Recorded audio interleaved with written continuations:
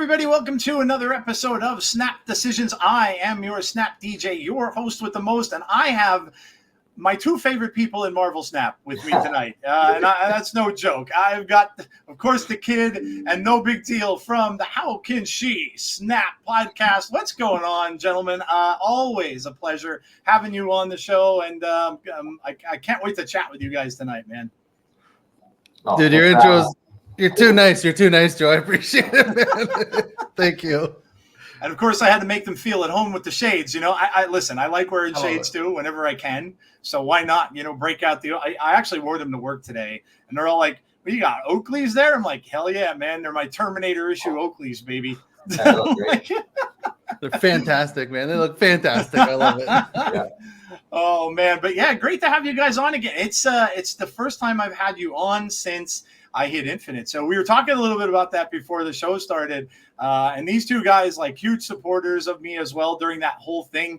I know I've talked to some people afterwards and stuff like that. That was, I got to say, like, for a game that you play, it was just such a cool thing to do. Like, haven't never got to that part before. And a lot of it, of course, was based on the fact that I was out and I was on leave of absence and stuff. So I had more time to play and not a lot to do. But it was a really, really cool feeling when I finally realized I did it. I'm acting like I'm like 10 years old and I won like I don't know, and I'm jumping up and down in the house. I had to warn my wife. I'm like, you better. I'm like 2 away now, so if I hit this, it's going to be a lot of noise. But yeah, I wanted to thank you guys. Like I said, both of you are were very supportive and stuff like that, asking about how things were going, and I appreciate that, man. You guys are awesome. No, you're great, dude. We're not worthy. I mean, can we even be allowed on this podcast anymore? You have some filthy casuals on here. That was great. And honestly, I will say, like, that's one of the most heartfelt podcasts I've ever listened to. That was one of the best. I loved it. If anyone hasn't listened to it, man, go back and listen to Joe's I Had Infinite podcast. Dude, that was great. It was incredible, man. And thanks for the kind words, man. It was awesome. It was just so I had a smile on my face the whole time listening to it, to be honest with you. I was like, man, I just felt so happy for you. I felt so good. I'm like, man, this is fucking great. I didn't want to get out of my car. I made an excuse to go out and like listen to the podcast. It was one of my favorite things to do. I did that literally maybe 2 hours afterwards. I'm like, you know what? I have to go on and I have to say something because, you guys and everyone that was there and just offering me, like, Snap Variants comes on and he's like, hey, do you need someone to like watch how you're playing and stuff like that? Like, volunteered to like watch me play over Discord, which I didn't even know you could do. And like, he's giving me tips. Safety Blade is the one who's telling me, don't lose more than 1 or 2 Qs. Don't lose, so he's messaging me, and like Lauren, like all of these people are like messaging me. And I've been to people afterwards telling me, man, that was a hell of a journey you took everybody on, man. That was amazing. I'm like, I didn't even think it was that big of a thing, but so many people. And that's why I went down that list. I went down the post. And there were like 175 people, I think, that posted to that.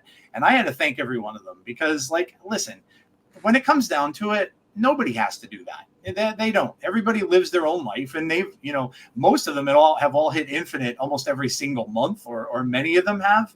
And it's not, but it was just great. And that's why, and I've said it before, I love this community. I really do. I love, you guys, of course, everybody else in it that took their time to do that for me. They certainly didn't have to. And I was just humbled by it. And that's why I had to do that show. I'm glad you liked it, though. It was really it was from the heart because I just did it after and that's exactly how I felt. Everything I said just came from the heart. Yeah, Joe. And hey, I thought it was a great show, too. I loved it. I listened to the whole thing.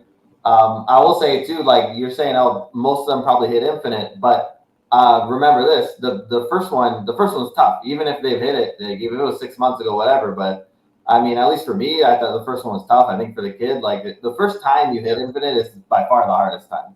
Yeah. It gets a lot easier once you do it once. But I remember the same thing. All the emotions you described was the same thing for me hitting it the first time as well. And I like to shout out to Snap Variants.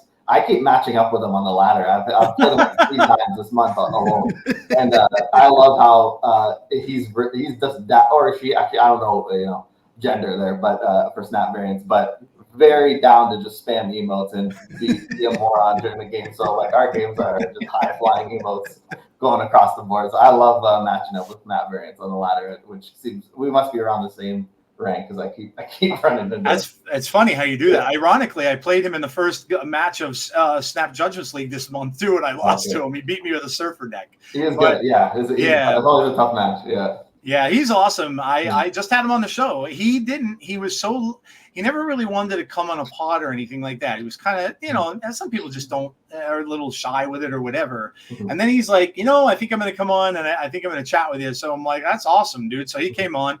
And we hung around a little bit. He has a kind of a weirder schedules because he has kids, like young kids that need to be put to bed and stuff like that. So, but yeah, he came on and we had a conversation, and yeah, he was awesome. I thanked him too. I'm like, dude, you didn't have to do that. Like, and he shares all. I told him, I said the reason I found him is because he shares all those amazing variants that everybody throws out on Twitter.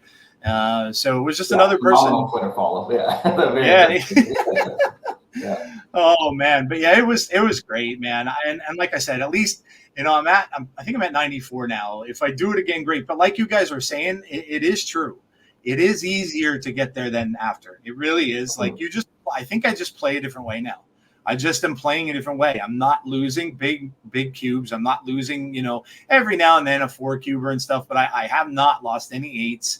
I don't, so there is just a different way of playing, I think. And I think you're right. It just seems like it was a little bit easier climbing this time, even though I got started very late doing it. So, yeah. And you did it with like legit decks too. Like my first time was with Broken Shuri Red Skull. Like I just cheated basically. Yeah. That's what Shuri was like a double. You could play the card anywhere and it doubles. And like, it was just like, you could play Cosmo armor and it was just, it was hilarious. Well, that one was Death Wave, which was also just super busted at the time. I mean, just you play. Where's it? Yeah, power. It's just ridiculous. Yeah. I had saw a KM Best video and I saw the deck and it was the Annihilus Cersei list that he had. And I'm like, all right, I took it into Proving Grounds and I played it a little bit. And I'm like, all right, this kind of feels pretty good. Like, there's not too many ways you can screw yourself. Like, otherwise, other than Cersei doing it, and she did. There were a couple times when she drew a beast, got rid of my whole lane, and all that kind of stuff. So it happened, but it worked really well. And the thing was, and I think I had Gunny T on recently, and I told him, I said, the one thing I did too with this is I stuck with one deck. I didn't change decks. Sometimes I'd get pissed and I'm like, all right, this isn't working. I'm changing decks. And I just stuck with this deck the whole way through. I never changed it. I never switched decks out. I just kept playing it no matter what I played against. And there were matchups that were bad for me. Surfer was a tough one. But I plugged through and I just kept playing that same deck the whole way through, and it worked really well. So shout out to KM Best for making it, because I found it and it wasn't something I was used to playing that much. Mockingbird was in it, Mysterio was in it, it was all that whole kind of thing. And then you had the Annihilus and ways to put over negative power if you had the Annihilus come out later on. So, but yeah, that was what I took like the whole way through from 6. I was for a while. I was from 60 or so, I think, that I started, and it took me all the way through.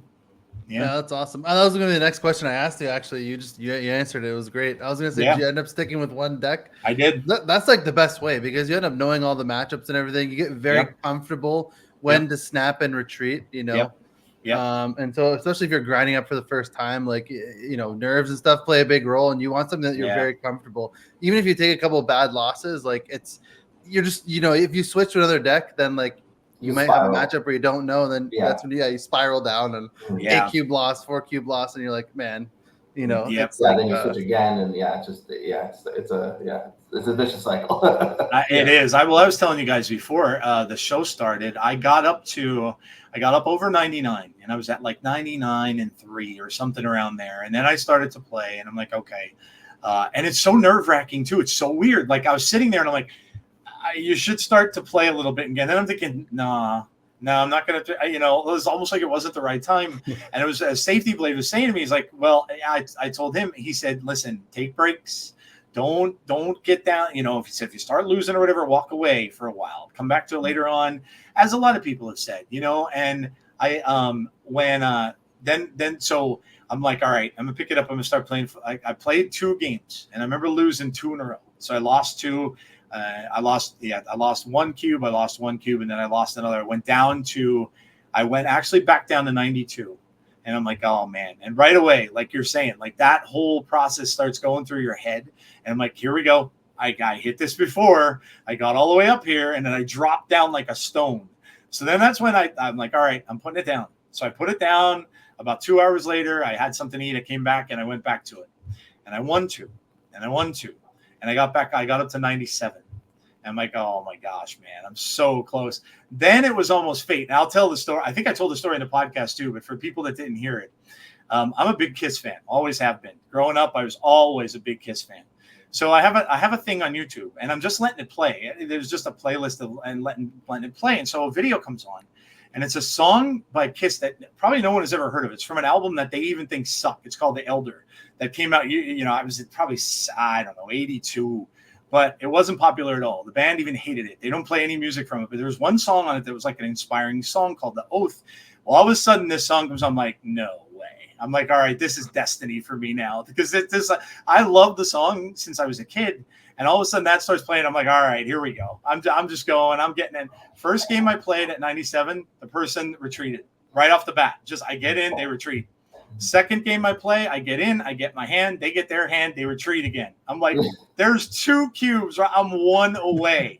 I'm like, all right, now it's just destiny, man. So then I played the game, and then that's when I got over. So that's how it happened. So there was something out there. I don't know, the snap gods or something, because somebody wanted it to happen, but just the way it did, I was like, oh my God. And then, like you were saying, like what a relief. Like once that was done, I'm like, oh my God, I actually made it. And I'm like, what can I put up to post? And I'm like, yep, the Yo Adrian, I did it. Things got to go up on Twitter. Yeah. So great. I took a picture of that. I stuck that up there, and I'm like, yeah, this is phenomenal. But I was keeping everybody was asking me, like, people are DMing me, safety police, like, how close are you? How close are you guys were doing it? I had a bunch of other people doing it, and I was like, my God, this is awesome. This was so awesome. And then, yeah, it was a really, really great feeling. And that's what I was talking about in the podcast, was like, this is just a game, but I got so like excited and everything about it. It was awesome. It was so cool. Yeah, I will say, like, it still feels pretty good. Like, I still get pretty fucking pumped. Sorry, I swear, but like, I still get pretty pumped. Like, like even like this time, like I was at 99.6, and then I had to retreat 6 games in a row. Like, I lost 6 games. Like, I'm just like, I don't want to lose stupid cubes. Like, I'm so close. Like, I'm not gonna like snap, and I have like a bad hand. I'm like, whatever. I'll lose one. I went back to 99 like 0, and I was like, all right, whatever. Pray for a bot, and you just get it done eventually. But like, you still get pumped, man. I'm like, when you hit it, you're like, yeah, all right, it feels good. Yeah, like, it does. It's not like the first time, but like, you'll see, Joe. You'll be back up there again if you want. Yeah.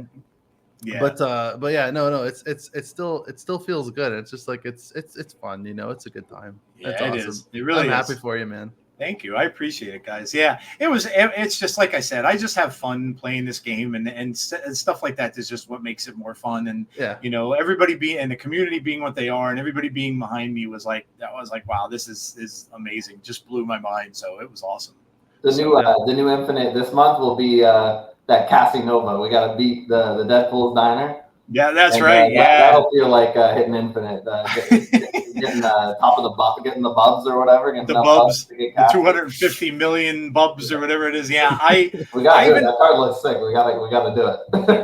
That looks. Oh, it's fun for sure. I'm definitely gonna mess around with that. I think it's gonna be. I think so many people. I think it's gonna be super hard. I think it's gonna be easier than a lot of people. Yeah, I don't think they would put a card like. Think about the backlash if like 95% of people didn't get the card. Like the game, like Twitter would be just on fire. Like, I gotta play 1,000 games. I gotta play this pay-to-win garbage. And there's like some booster that like lets you get bubs. Like, oh, you could buy 1 million bubs for $5. I'm like, oh my God, I can see it. I can see the train wreck already. Like, it can't be that hard, right? There's no way. No, I don't think so either. I think it's gonna be. I mean, you stay where you don't drop below certain levels that you get to. So I don't think it's. I don't think it's going to be that big. Yeah. I did have a backup plan, though, and I told a lot of people this, too. If I didn't make it, my thing was I was going to make a Darkhawk deck, and I was going to play against all the Arishem decks. Yes. Because I'm like, you can't really lose with that, man. If you Darkhawk and Mystique in your deck, and you're playing all these big Arishem decks that week, but I'm glad I didn't have to go that route. But that was my backup plan in case I didn't do it. So, all right, gentlemen. Well, I appreciate what talking about that. That was fun. But we're gonna get into some stuff here, and I'm gonna start with the OTA. So this is the balance update, of course, that we just got, which leaked out again somehow. I'm not sure how that leak is happening, but they can't seem to plug that up, as it seems to happen almost every time now. But I want to go over some stuff. I'm really excited to go over Viper, because I know you two guys were on. We were talking about Viper once before, and now she's actually playable. So I guess we'll start there. We'll go left to right and top to bottom here. So Viper is of course 3/5, but she is now changed to on reveal. One of your other cards here with the lowest power switches sides. I've been using her in TLSG's junk deck, which I'll show in a minute. But man, she is a lot better now. A lot better. What do you guys think of the Viper change? Yeah, I mean, Viper is like, I don't think 2/3 Viper was very good. I don't think the last iteration of Viper was very good. But this Viper feels like pretty ridiculous. Like this card feels really good. The fact that you could play her with Debris alongside Debris, the fact that you don't have to put your hood and just leave him by himself in a lane, and then you play the hood, they play some White Widow or something. You got to like start 50-50ing your hood, and you have no other way of dealing with it. I mean, it's just the fact that it always hits the Widow Bite pretty much, which is a -4 on your side. So if you want to target the Widow Bite, you can. Or you could fill and target something lower if you want. So you just have this control to always send a lower card, and it's unbelievable. So I think she's just, still just a kind of niche. Viper is in junk, obviously belongs in junk. I don't really know if you're going to play her in anything else, but my God, what a boost to the junk deck. I mean, this is a pretty sweet change, and I'm really into it, honestly. Agreed. Yeah, I've seen the same thing with like I said, that junk deck that I'll show that list in a little bit. It is like, she knocks over a hood, or she knocks over a rock. It's big time. And that, what do you think, kid, man? Do you like the Viper change? Man, this is just this is like candy to me. This is like one of the 3 new cards they released this week. We'll talk about the other one, but this card's amazing now. This card's so good. 3/5 was pretty garbage. I maintain that I was happy with the 2/3, even though you got to YOLO a little bit once in a while. But the 2/3 was nice because at least you could curve it with hood. This is just that targeted negative power. Insane. Everything no big deal said, I agree with 100%. The other thing too is that now this is another card that can combo with Titania. So it's not going to ever send Titania over to the other side, with herself. You can like clog a lane. It works like basically like with a Green Goblin. You can use Viper to throw a card over, then Titania goes over as well, and it's like another clog mechanism, which is insanity. And if they play a card and you fill the lane up with whatever Viper pushed over, like you're not sad that you have a 1/5 on your side of Titania. You just play 10 power. You just play 4/10. That's pretty nice. Yeah, it's awesome. And then then clogged anyway. Not to mention the clog, yeah. So like this card feels so good. I'm real happy with this change. I don't feel like it's too strong because it's pretty niche, but it's very strong in the junk decks, and I think it's like just needs to be a staple in junk decks from now on. I feel like poor Annihilus, like the Sentry change really crushed him. Like the 4/8 feels so bad. Like I feel like this is like the Viper stuff is kind of like going to replace that style of deck, maybe for like the better junk decks. You have like Hood, Viper, Green Goblin, White Widow, that kind of stuff, Titania. Maybe you combine them as well, but yeah, I love this change. This is unbelievable change. They did a great job. The card feels so fun to play. I've been loving playing a ton of Viper recently. Yeah, it really does. I'm going to skip to, let me get to this deck real quick here, if I can find it. That is not it. Here, next one down. There we go. There it is. This is TLSG's deck. I saw this list, and I was never one for playing CLOG. I didn't play a ton of it, but I'm like, man, I watched his video of the description of the list, and this looked really, really good. And I'm like, all right. And I'm going to see if this is a pretty nasty deck. I mean, the only thing I see that I've had issues with this is Arishem, just because if you get stuck with cards that you can't get out quickly. So if you don't get your Nebula or Titania or, you know, the White Widow off the bat, and they start to go on you and they get 4 or 5 cards out before you get 1 or 2, it's tough to come back from. That said, you can clog it up easier too if they do that way. But I'll tell you what, this is really good. It's Nebula, for those who listen to the audio, Nebula, Titania, Hazmat, White Widow, Green Goblin, Magic, of course, to get the extra turn, Debris, Viper, Shang-Chi, and then Ajax fits really, really well in this deck. You get that Hazmat off, even if it's, you can play, he mentioned, go to that 7th turn, play Hazmat and Ajax on turn 7 in the game. And you get a pretty good amount, like your Ajax will be big. And then Doc Ock, of course, which is being played in so many decks now. That the Arishem list that has Doc Ock is nasty. And then Red Hulk. So this has been a really, really good deck. And like you guys are saying, the Viper is such a good card in this deck.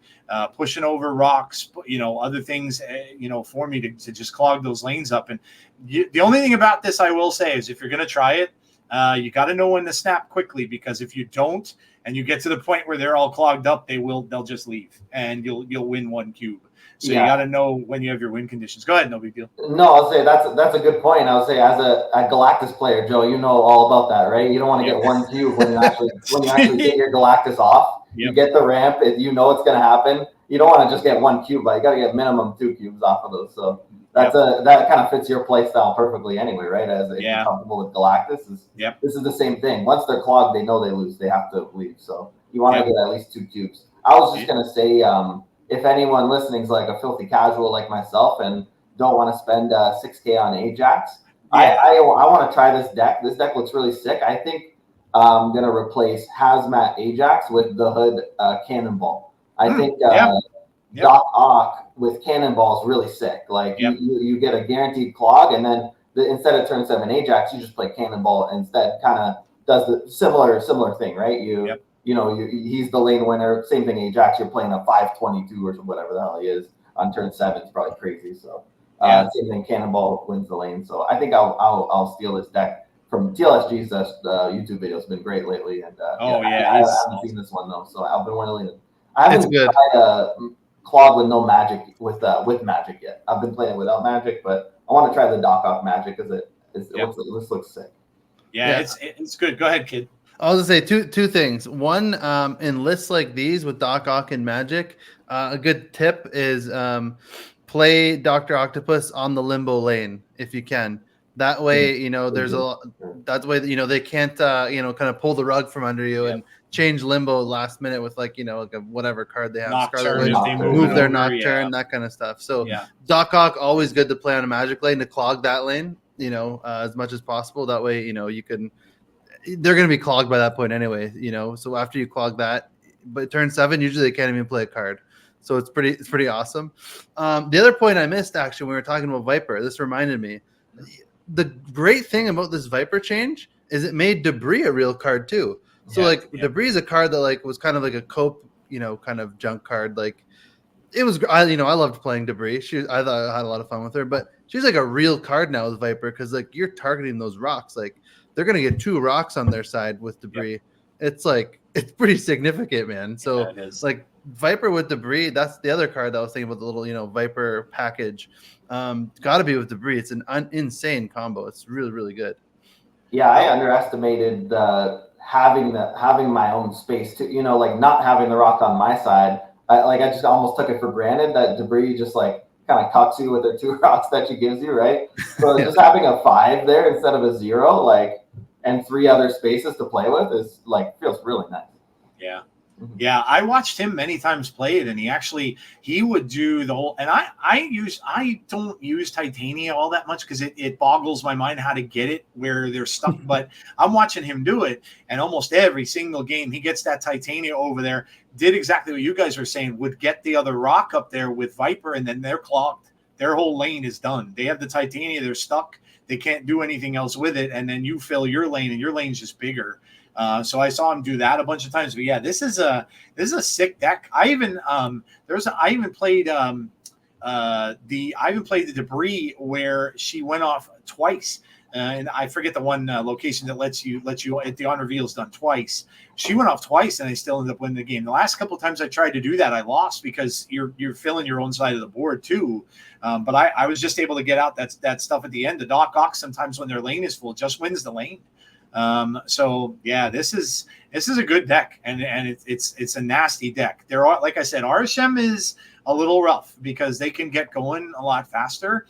But even still, I noticed like so many games I'm playing, they're all filling their lanes, whether it's Zoo, Surfer, whatever it is, everybody's filling up their lanes. And this is the last thing they want to see because they want to get those lanes full. They're trying to fill them as fast as they can. And then you're filling them with junk. It's just a logical thing. So. Yeah. And his video is really good. The way he uses Titania, he feels like a wizard sometimes. I was like, what's he doing? And I was like, oh my God, he predicted it so good. I'm like, I'll never be able to do that. Yeah. And I'll say the first game in that, spoiler alert, the first game in that video, I was laughing so hard. He played Nebula on the left, Bar Sinister came up on the right. He had Green Goblin. He played Green Goblin and Bar Sinister, clogged that lane. I saw that one. Then he drew Debris. I forget if he had White Widow as well on turn 2, but then he drew Debris and they got clogged. Everything was clogged completely. He played in Bar Sinister. I saw that. Right after that. Yep. Oh man, when you get a Bar Sinister with this deck, it's fantastic. You get that Goblin over in that Bar Sinister lane, it's over. I don't know why that other player stayed. Usually when that happens, you're like, just get out because you're not after the Goblin. How do you not leave after the Goblin comes over? Yeah. Oh my gosh, but yeah, this is a lot of fun. But yeah, I like your idea. I might try that too. You could swap out Nebula for the hood, and you can swap out Ajax for Cannonball. So I might. I would swap the Hazmat because you're not. Hazmat. You're not playing Luke Cage. True. Right? Yeah, that's true. true. You don't want to hit your own stuff. It's good to hit your own stuff for Ajax because he just gets the power anyway, right? That's true. But if you leave Hazmat in, then you're going to be hitting all your stuff too. So yeah, that's true. That's like the 2-card package, right? Hazmat, Ajax. So it's a powerful package right now. So yeah, I don't have the card. I mean, you don't have to do it. If you got the card, you could play it, right? I just don't have the card, so I'm gonna try. I'm gonna try that. Yeah. I'll try out the little budget version. I might try that Cannonball though. I think that's a cool idea. I might have to give that a shot. And then the hood's just in there as another thing you can push over too. Exactly. So yeah. Awesome. All right, we'll go back to the first slide here and look at this. Man, you guys were on my show when we poured one out for Lockjaw. Well, he's back. He's a 4/4. After you play a card here, swap it with a card in your deck. As Nina shows on her graphic here, which I love. I got to give credit to Nina for these graphics. She does an awesome job. The once per turn is now gone. So you are free now to throw a whole bunch of stuff in his lane at one time if you want to. I thought for sure Thanos would come back, and I have seen some Thanos decks with him in there, throwing the stones in there left and right, trying to get that leech out of their deck. But yeah, I don't know. I was a little, when I did my podcast about the OTAs, I'm like, there's really only 2 cards on this thing that worried me. Lockjaw was one of them. And the other one is Hit Monkey. There were 2 of them because of bounce. But they were the only 2 cards that really worried me in this OTA. But so far, at least from what I've seen the Thor decks come back. I've seen, some other things, like I said, the Thanos decks. But it doesn't seem like, I don't know. It doesn't seem like they're as good as they were prior. So I don't know. Have you guys had a chance to mess around with Lockjaw at all since the OTA? Oh, yeah. Absolutely. Okay, you go first. All right. Yeah. No big deal. Cooked up right after the OTAs released a nice Lockjaw deck. It's a Thanos Lockjaw. I've been playing that the majority of my games here, and it's been so fun. I'll read the list I have right now. Yeah, you have to share the list with me. I have to try it out. I took down Snap Judge League match 2 with the Lockjaw Thanos list. Did you? Yeah, you did. It's this one is the one I've been playing right now, the current version. Psylocke, Phastos, Kyera, Nocturne, Lockjaw, Blob, Eliath, Mockingbird, Sasquatch, Thanos, Scar, Magneto. Just a bunch of 6 drops in there with Kyera, so they can't die. Kyera. Nice. It's a fun deck. This card's sick now. I love this card. This is the third new card they released. Was Right. this Viper and Ajax? 3 cards, new cards this week that saw no play before that are gonna see play now. Currently the meta is all CLOG. There's a lot of people just playing CLOG. So CLOG is notoriously, playing Thanos and playing Lockjaw kind of sucks with CLOG. So that's why Lockjaw is not going to be good now. When the CLOG meta kind of subsides, Lockjaw is back, baby. Like he's really good, especially with I love him in Thanos. You throw the stones in there. You can even put Black Swan in the deck to make them 0. Fastos makes them 0 sometimes. It feels so good throwing a bunch of stones in Lockjaw. Like you can just play a bunch of stones in them turn 5. Then you have your Sasquatch is free, your Scar gets low power, Mockingbird gets reduced by the stones. Like you have all these cards that are just insane, and Kyra protects them all. It's a really good deck if there's not a bunch of CLOG running around. Yeah. So and it's fun. It's so much fun. I actually played a Silver Conquest match this morning. I battled against a Loki player, back and forth, and it was a great battle. But yeah, I love this change. I know some people are down on Lockjaw because of the RNG. I love it. This is awesome. So happy about this change. Nice. Kit, no big deal. Yeah, I mean this is one of my very favorite cards in the game. I love this card so much. It's one of my top 5 all-time Marvel Snap cards. I think it's hilarious, and I think it rewards good deck building and kind of concepts and brewing. He's like a brewing card. You can brew some really cool decks with him. You have to kind of play the odds. Deck trackers are nice with him, but so I'm really into it. And it's just a lot of fun. Cool sound effects, and he's a good boy. So I like Lockjaw a lot. Thursday I was crushing on the ladder. The second the OTAs came out, I made this crazy Scar, Mockingbird, Lockjaw, Kyra, all 6s. You can't do anything to counter it, and I was absolutely crushing. I was just plus 2,000 rank, just unbelievable. And then literally, so the next, and then I played my Snap Judge League, crushed with that too. I mean, everything was great. And then literally the next day, half the matches that I'm playing against are all Viper CLOG stuff. Yeah. And I got absolutely rocked, minus 2,000 rank. I can't do anything. So like the kid said, it's tough. And to your point, Joe, with the Hit Monkey as well, I think it's tough to play bounce into the CLOG meta too. It's, especially with the werewolf and the monkey, it's all this stuff coming across. You need the space on the board to play these bounce decks and Thanos decks that aren't destroy Thanos specifically. So maybe there's a brew, but you can't do destroy Thanos with Lockjaw because a Venom or a Carnage or a Deathlock is gonna pop out of your Lockjaw and kill your Lockjaw, and that's not great. So it doesn't really work, with that. So but like the kid said, I do think the Thor Jane stuff's pretty. You can still play that in the CLOG because you just have one Beta Ray Bill, one Thor. You just need 1 or 2 more spaces and you can still win the game. But even those decks, it's tricky. So yeah, I think Lockjaw, he's gonna be coming pretty soon, and he's already pretty good now, I think. Yeah, I would agree. The little bit, like I said, I played with it, and I it's funny because now that you told me what's in that deck that you made, I played against that one game, and I'm trying to think if I can't remember what I was playing at the time, but I played against it. Oh my god, that thing was nasty. Once that Kyra came down, I'm like, I'm dead because they had all big cards, and I'm like, I can't get rid of a single one of these cards, and it's I can't outpower them. They just put a whole bunch of power out. But yeah, that's a nasty deck. Yeah, I agree. I always like Lockjaw playing it. I always thought it was kind of fun, the gambling on what you were going to get and everything like that. So yeah, I'm glad to see him back. I have a bunch of cool variants for the card too, so I'm kind of glad in that respect that he's back because I could use my variants again. But yeah, I think it's a fun change. It's certainly not dominating the meta because, like you guys said, with the CLOG decks that are out there, it is kind of tough to do that. Playing, with him in the lane, you put him in a lane and they clog your lane. Well, then there goes your Lockjaw stuff. You're not doing anything with it anyway.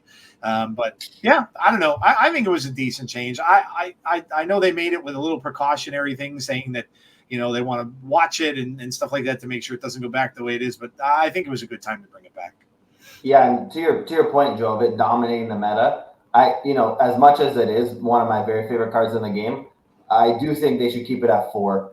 I think it would be cracked at 3. Honestly, Yeah. like if they move him back to 3, like his 4 cost seems like pretty restrictive. Like you really do have to pay a price to get him down. Like, and then you know, maybe turn 5, you start playing into the lockjaw. Like that's pretty restrictive if you don't get some ramp or something else going first. So I'm happy he's at 4. He does feel fine. I don't think they need to nerf him or anything, but he feels like a legitimately, like, you know, playable card again, which is nice. Yep.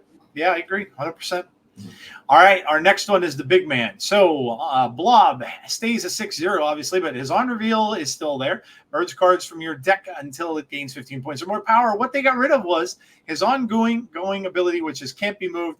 Only reason they did that was because of Rogue. They don't want people roguing blobs anymore, and especially in Arishem, where they have 2 blobs, or I don't know, sometimes they would get 3 blobs if they pulled another one from just their you know, from Arishem itself. But that is the whole reason why I'm sure they did this. They talked about the whole rogue maneuver, and they didn't really, I don't know how they didn't see it. I think they explained in the little thing that they didn't, you know, they weren't thinking of that or didn't see that happening. I don't know how, but whatever. But I don't know. I mean, the blob thing, I guess, is a big deal since Rogue was very prevalent in Arishem for you know, a long time, and really, I don't even know if they even meant it that way. They had the Rogue in there, I think, that to fight against the Darkhawk, when the Darkhawk lists were going up against them. So, but in any case, what did you think of the change to Blob? Yeah, it's a strange change. This was the one where you know, we're a little confused about, but I think it's obviously Mystique is the other big hit here. Yeah, you know, all the Arishem decks were playing it with Mystique. Mystique. So then you get 2 blobs, and then your point as well, Joe, Rogue. So Rogue and Mystique and Blob were all kind of staples of the Arishem deck. So yeah, slight nerf to the, you know, I guess the mirror match. I don't know, like nerfing a mirror match. I don't really know what that does, right? But you know, if people were playing Rogue in their Arishem decks, which they were, so slight nerf there. But yeah, having 2 blobs with Mystique's pretty big. I will shout out, you know, I do think this is a slight buff to Blob overall. Like if we're looking in a vacuum, can't be punched by cannonball anymore and instant kill. So, you know, that, you know, my boy Blob, he's got some game into cannonball now, and you know, I'm pretty happy about that personally. So, you know, I don't think they need to buff Blob. I think he's one of the best 6 drops in the game. So, but I'll take it, man. That's great. Yeah, Kid, what do you think? Yeah, this one, bit of a head scratcher. I mean, well, I guess I knew what they were trying to do, like get rid of the Mystique interaction and the Rogue interaction, you know, but, you know, this is a net buff for Blob, I think. You know, the can't be moved wasn't like, what the can't be moved text did was dies instantly to cannonball. Yeah. Now he doesn't do that. So, hey, man, we're going to have blobs bouncing around the board. Yeah, I think overall I agree with no big deal. This is a net buff, in my opinion. But not a huge change. It's like a whatever change. They're trying to nerf Arishem by doing this, and I don't even know how many people are even counting on Blob Mystique anymore in Arishem. It's all Darkhawk Leech. So yeah, even before this change, I think that Mystique was already kind of cut from the list, because it was more of a, you know, you're playing Darkhawk in the Arishem deck, which after the first week people kind of stopped doing, right? Because it wasn't just 70% Arishem players, it was like down to 30%. So if you're building an Arishem deck, you know, Mystique, you want multiple targets. And if you're building any Mystique deck, you don't want to have one ongoing card alongside Mystique. You want to have multiple. So, you know, Mystique, Darkhawk, Blob, like, you have multiple targets. But if you're not going to play Darkhawk in the Arishem deck, then there's also no point in running the Mystique either, right? The Blob was like an added bonus, but it wasn't like what your main game plan was as the Arishem player, right? So, yeah, people were already cutting it from the list and had kind of moved on to the, like the kid said, the Darkhawk Leech build, which is absolutely, I got railroaded by that today. I tried playing some games today, just got lit up by some Darkhawk and Leech. I was trying to play Bounce, and like it's just over and over again, every game, Darkhawk, next game Leech, next game Darkhawk, next game Leech. I started throwing the thumbs up at the end. I'm like, all right, guys, good job. This is ridiculous. I'll get a little bit tilted, but yeah, it's my fault for trying to play Bounce into Arishem meta. So while we're there, I want to talk to you guys about this too. So that's the newest thing, right? Like, I think when the OTAs came out, I don't know whether everybody just got the idea that they were going to do something with Arishem, because even the devs referred to it in the notes. So looking all over everything, and of course, Twitter is such a hard thing to, to watch, to see, because everybody just complains about everything on there, it seems, a lot of the times. But looking at Arishem, and I, even myself, I'm at the point now where I'm like not really playing it much anymore. I play it every now and then, but I'm back to playing regular decks. But I can see just from where I am, and even when I'm playing Conquest and stuff like that, how much of a disadvantage you're at if you're playing a regular deck to them and they are getting that extra energy every turn. That's what the difference is. It's not, I know they were talking about like the card itself and stuff, and changing the power of the card isn't going to do anything. It's that extra energy that does it. And I don't really like, what are your guys' thoughts on that card? Do you think that it should be touched somewhere down the road? Like they should do something with it, because I don't know. It kind of does at times feel like it's a little unfair. I think we were talking earlier where if you have a certain deck, and let's just say you get a crappy hand to start out, you don't get cards that you can play on your first 2 turns. Well, now you're behind. Your turn 3 is 1 card. They might already have 4 cards on the board, including a big ass Mockingbird that they might have played out really early. So what are your thoughts on Arishem? I'd love to hear both of your thoughts on the card. Like, do you think that it should be touched up somehow? And if so, what are your ideas on how to do it? Okay, you want to go first? Sure. Yeah. I think it's fine right now. I think it's way too early. I think it's way too early to tell. Yeah. Too many people have the card. It's all over the meta because everyone has it. Yes, the extra energy is crazy. You have a 24 card deck though. It is a strong card. It's a lot stronger than I thought it was going to be. Do I think it needs to be nerfed now? No. I mean, it just came out like a week or 2 ago. Yeah. Like wait till at least Cassandra Nova comes out. A few more of the other cards come out, and in like if in a couple of weeks or a month it's still a big problem, like 60% of people are playing it, then then they should do something, because that's kind of ridiculous. No one wants to play mirrors all day. Although I don't mind Arishem mirrors whenever I play Arishem. Because it's just a wild game. It's hilarious. Yeah, it's fun.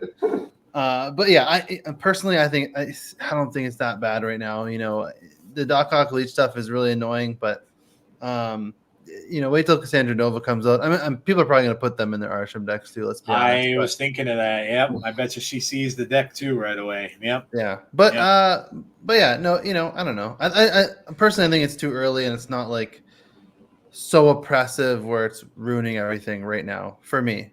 Gotcha. Okay, no big deal. I think. I think if I had to do like a tier list, I'd probably have just 2 decks in the tier 1, which would be Arishem and just like Thena bullshit, basically, what I would call the other deck. Thena, Kitty, Hope, Angela, whatever. Any Thena bullshit. The Thena list, yeah. Yeah, Thena, Kitty, Pride, that kind of stuff. I think those decks are still insane. So those, because they haven't really nerfed them at all. Like in these last 2, that was before Arishem. That was the best deck in the game. The only real nerf was Ravona on the screen here, but Ravona's not really a core piece of that deck. That was just like a Ravona version. And actually, shout out to Safety Blade. You shot him out. He was like really early on this Ravona stuff, like months ago, like 3 months ago. He made that deck. I was playing this a long time in the Thanos meta, like a long time ago. Safety Blade's been a big time Ravona abuser, but but he's really creative. He comes up with this shit like a month before it becomes meta. But you don't need that to play the Thena deck. There's so many different ways you can build it, and now you can just put cards with actual power in the deck that you don't need to get discounted. So I think those are the 2 strongest. Generally you want to nerf the strongest decks, but like the kid said, the card just came out 2-3 weeks ago, right? Yeah, that's true. So I don't think we should just nerf cards, like right as they come out. I think that kind of sets a bad precedent. And on release, it wasn't like Red Hulk where it was just so obviously broken. Like there's just bigger stats than everything else in the game. Like it never should have come out like that. Like nobody saw it being this good. We definitely some people had theory that it was going to be good, but nobody had the idea it was going to be this good. And I do think the kid kind of pointed this out when we first looked at Cassie Nova, and I think it's a good call. Where I'm going to go first when Cassandra Nova comes out is a Darkhawk deck. I think her best home is going to be in the Darkhawk deck. You fill the deck with rocks, she gets an even bigger boost. So, and like you could play like Grandmaster, you could do. So, you do Cassandra Nova, then Grandmaster, move her, she does another suck, and like it's going to be like a 315, Corgon 1, something like that, boost her even bigger. So I think she's going to fit really good into a Darkhawk shell. And, that's not good for Arishem either. So I'd like to at least see maybe another 2 weeks. And then maybe they can address the card. Yeah, that makes sense. Do you guys happen to know, with Cassandra Nova, right? And I was asking this before. So do the cards come into play, your cards that she hits, do they come into play looking like a Scorpion hit them? In other words, like lowered power? I think so, yeah. Okay. I was wondering that because she's going to be good with Ajax then too. Oh, yeah. If she had Ajax is going to be a pretty good card with her. I was just curious about that. I wasn't sure if that was just going to, if the drain thing or steal, whatever that is, doesn't necessarily, she takes it, but it doesn't show up in the card. But I think I would have to, right? Yeah. You're right. I mean, technically it doesn't say the word afflict, right? Which is like what it says on Ajax. It's what it says on, like Cyclops and stuff. But I think definitely she's going to pair with Ajax. I'd be shocked if she didn't. Yeah, for sure. Cool. All right, man. Well, we will move on to the next card, which is Hydra Bob. Oh boy, did this set people off too. They announced that I think I saw the time. It was 8:30-ish a.m. whatever time they are. I saw it in the very early afternoon, maybe around 1 p.m. my time, and that's about 2 hours away from when it was gone. So people weren't happy when they first saw that this was changed, and they're like, oh, great. They told me an hour or two before I was able to get it. And then I didn't see it anyway. But anyway, this is a very weird card. I have it, but I haven't played it much. I had it in the zoo list for a little bit, but I'm I don't even know if it's necessary in there. And now the 5 is cool, I guess. And people are playing with Martyr can probably use him maybe instead of Martyr, but the whole snap mechanic's just weird. Because if your opponent snaps and they throw it in a lane, you don't want it in, it's stuck there. And then if you're filling your lanes and stuff like that, you can't get, I don't know. But in any case, Hydra Bob is now a 1/5 instead of a 1/4, same ability and stuff like that. I still am kind of mad on the card, but what do you guys think? I think I'm kind of with Twitter a little bit, honestly. I'm not emotional or mad about it. I think they handled this really poorly. I think they did a pretty fucking bad job on this, honestly. I think the last OTA and this OTA, overall are really good. I think they're phenomenal. And like I said before, I actually really like the way they're handling that Arishem balance. At least for now, they didn't panic nerf him or anything when he was 70%. They kind of just let it, it's already basically half the play rate that it was last week, so it is kind of naturally cooling off, like you said, Joe. We're starting to just play our normal decks now. So I like the way they're handling Arishem. I like the way I like this OTA overall. All these changes are great, other than Bomb and Blob are just a little bit strange to me. This card I thought was pretty good at 1/4. Snapster / Dexter hit rank 1 in North America with Hydra Bob in his deck as a 1/4. So it's good enough to get number 1 on the ladder. So that means the card's probably not a bad card. So buffing a card like that an hour before people can't pick it up just seems really pay to win bullshit to me. This seems like money grabbing, greedy corporate bullshit that I'm really not a fan of. I think it's a really bad look, honestly, because now to get the card, you have to spend the 6K. You can't use your spotlight keys. You have to spend 6,000 tokens to get Hydra Bob now. And they just buffed him. So why are we buffing? That's just, this seems really pay to win. Not that I'm gonna pick it up. Obviously, hold, stay strong, hold. But I'm not gonna do it. Just out of spite, they could put him at 110. I'm not buying it. It's ridiculous. That's kind of where I'm at. I'm gonna speak with my wallet and not. There you go. I don't care. Yeah. He's okay. 1/5's nice. The snap mechanic's a little weird. I wish they made him move every turn after someone snaps. And keep him a 1/4. That would have been a cool, interesting card. He's a 1/5 with an interesting mechanic. I don't think he's worth 6K tokens. I got him. I messed around with him at first. He was okay. He did a little bit better than I thought he was going to be, but he's not a great. Honestly, he's not a great card at all by any means. I still don't think he's really that good.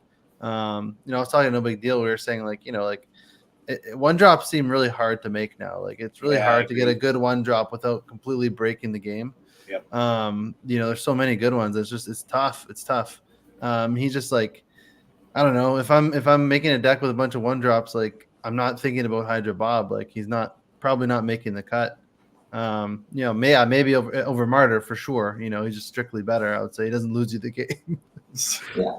But he doesn't actively try and lose you the game. He's like better than Martyr, but still not work 6K tokens. Great, they buffed him. I'm happy for it. I don't care. I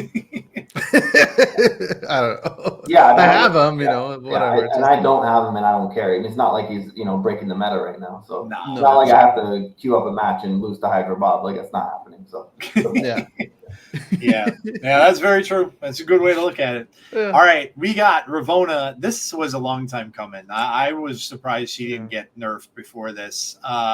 Very, very dominant card in many, many ways. And she took a nerf for her power, so she's now a 2/2. Again, I've seen it still being played. I don't know that people are going to care that much about the 1 power. Sure, she goes from a 3 to a 2, but the decks that she's played in, I think it's still being played. And I've seen an Eyeless using her. I've seen some other decks that are still using her. So this is a really good card and has been for a long time. They had to probably do something with it, and they finally did it. So thoughts on Ravonna, guys? I think this is a good change. I mean, Ravonna was an awesome card, and I don't think she needed to be a 2/3. Zabu was an extremely dominant card at a 2/2 stat line. Just one of the very best cards in the entire game that they had to completely nuke him out of the game. And he was a 2/2, so I don't see why Ravonna can't also be a 2/2. I just think this is a good change. Like I said, it's a good OTA. I mean, Bob and Blob, it's a good OTA, and I actually really like this change. Yeah. Yep. Yeah, I agree with you 100%, both of you. Yeah, this is a long time coming, and it's not even like she needed that power. This is just a good nerf. Right. 2/2 feels really good for her. Feels like fair. It's the best. I think she's probably the best power cheat in the game right now. Over the last couple months anyway. Yep. They're just doing with her what they did with old Shuri Sauron, just knock a power off here and there, and like Sauron they knocked power off before, and Shuri it used to be a 4/2, now it's a 4/1. It made her a little less strong. So, but she deserves to take the hit. This is good. I like it. I think at a 2/1, she's probably not that good. Yeah. Like 2/1 I think in my mind feels really bad. But 2/2 I think is great for her. Yeah, I love this change. Yeah. Yep. Agreed. The next two I'm going to go together here because I do think that they're trying to give the bounce deck a little kickstart and give it some love here. They even mentioned that in the notes, but they also said that they want to be very careful with it because a lot of people backlashed against them because there really isn't a counter. Remember when all those people were hiding their Killmonger behind the so for that last turn Killmonger to be able to come out to get rid of all their cards. So I don't think anybody wants to go back to that, but Werewolf and Hitmonkey both got buffs. So for those that are the players who love bounce, I guess you could try and give it a shot and see if it's better. I was never a big bounce player. I refer to that as one of my big brain decks like move. My brain doesn't quantify all the whole thing like the werewolf. Okay, I got to move him here, then I got to go move him here, then I got to do this, and then the whole bounce thing where it's like blows my mind. So I usually just stay away from it. But yeah, what do you guys think about? And again, you talk about both of them, Hitmonkey and Werewolf by night. What do you think about the changes? I go ahead. All right, so I have some thoughts about Hitmonkey. Werewolf, I love the change. I'm so happy they gave him a little bit of power. I actually made a list with I think he had Ajax in there as well. Okay. But it's like kind of like a bounce with a bunch of 1-drops and Werewolf, and it felt fun to play Werewolf again. He got up to like a nice power. He felt pretty good. This extra 1 power actually seemed like it mattered a little bit, and this is before we were in the knee deep in the CLOG meta. So it can't really play that deck too much anymore because the CLOG just sucks into it, but Werewolf felt great. So I'm so happy about this change. It's great. I have a hot take with Hitmonkey. Okay. I'm glad they made him 3/3. I think they need to just put him back to 2/0. I think it's time to bring him back to the old 2-0 days. Hitmonkey used to be, he was broken at 2-0. This was like before, I think it was before Loki, before all the bullshit.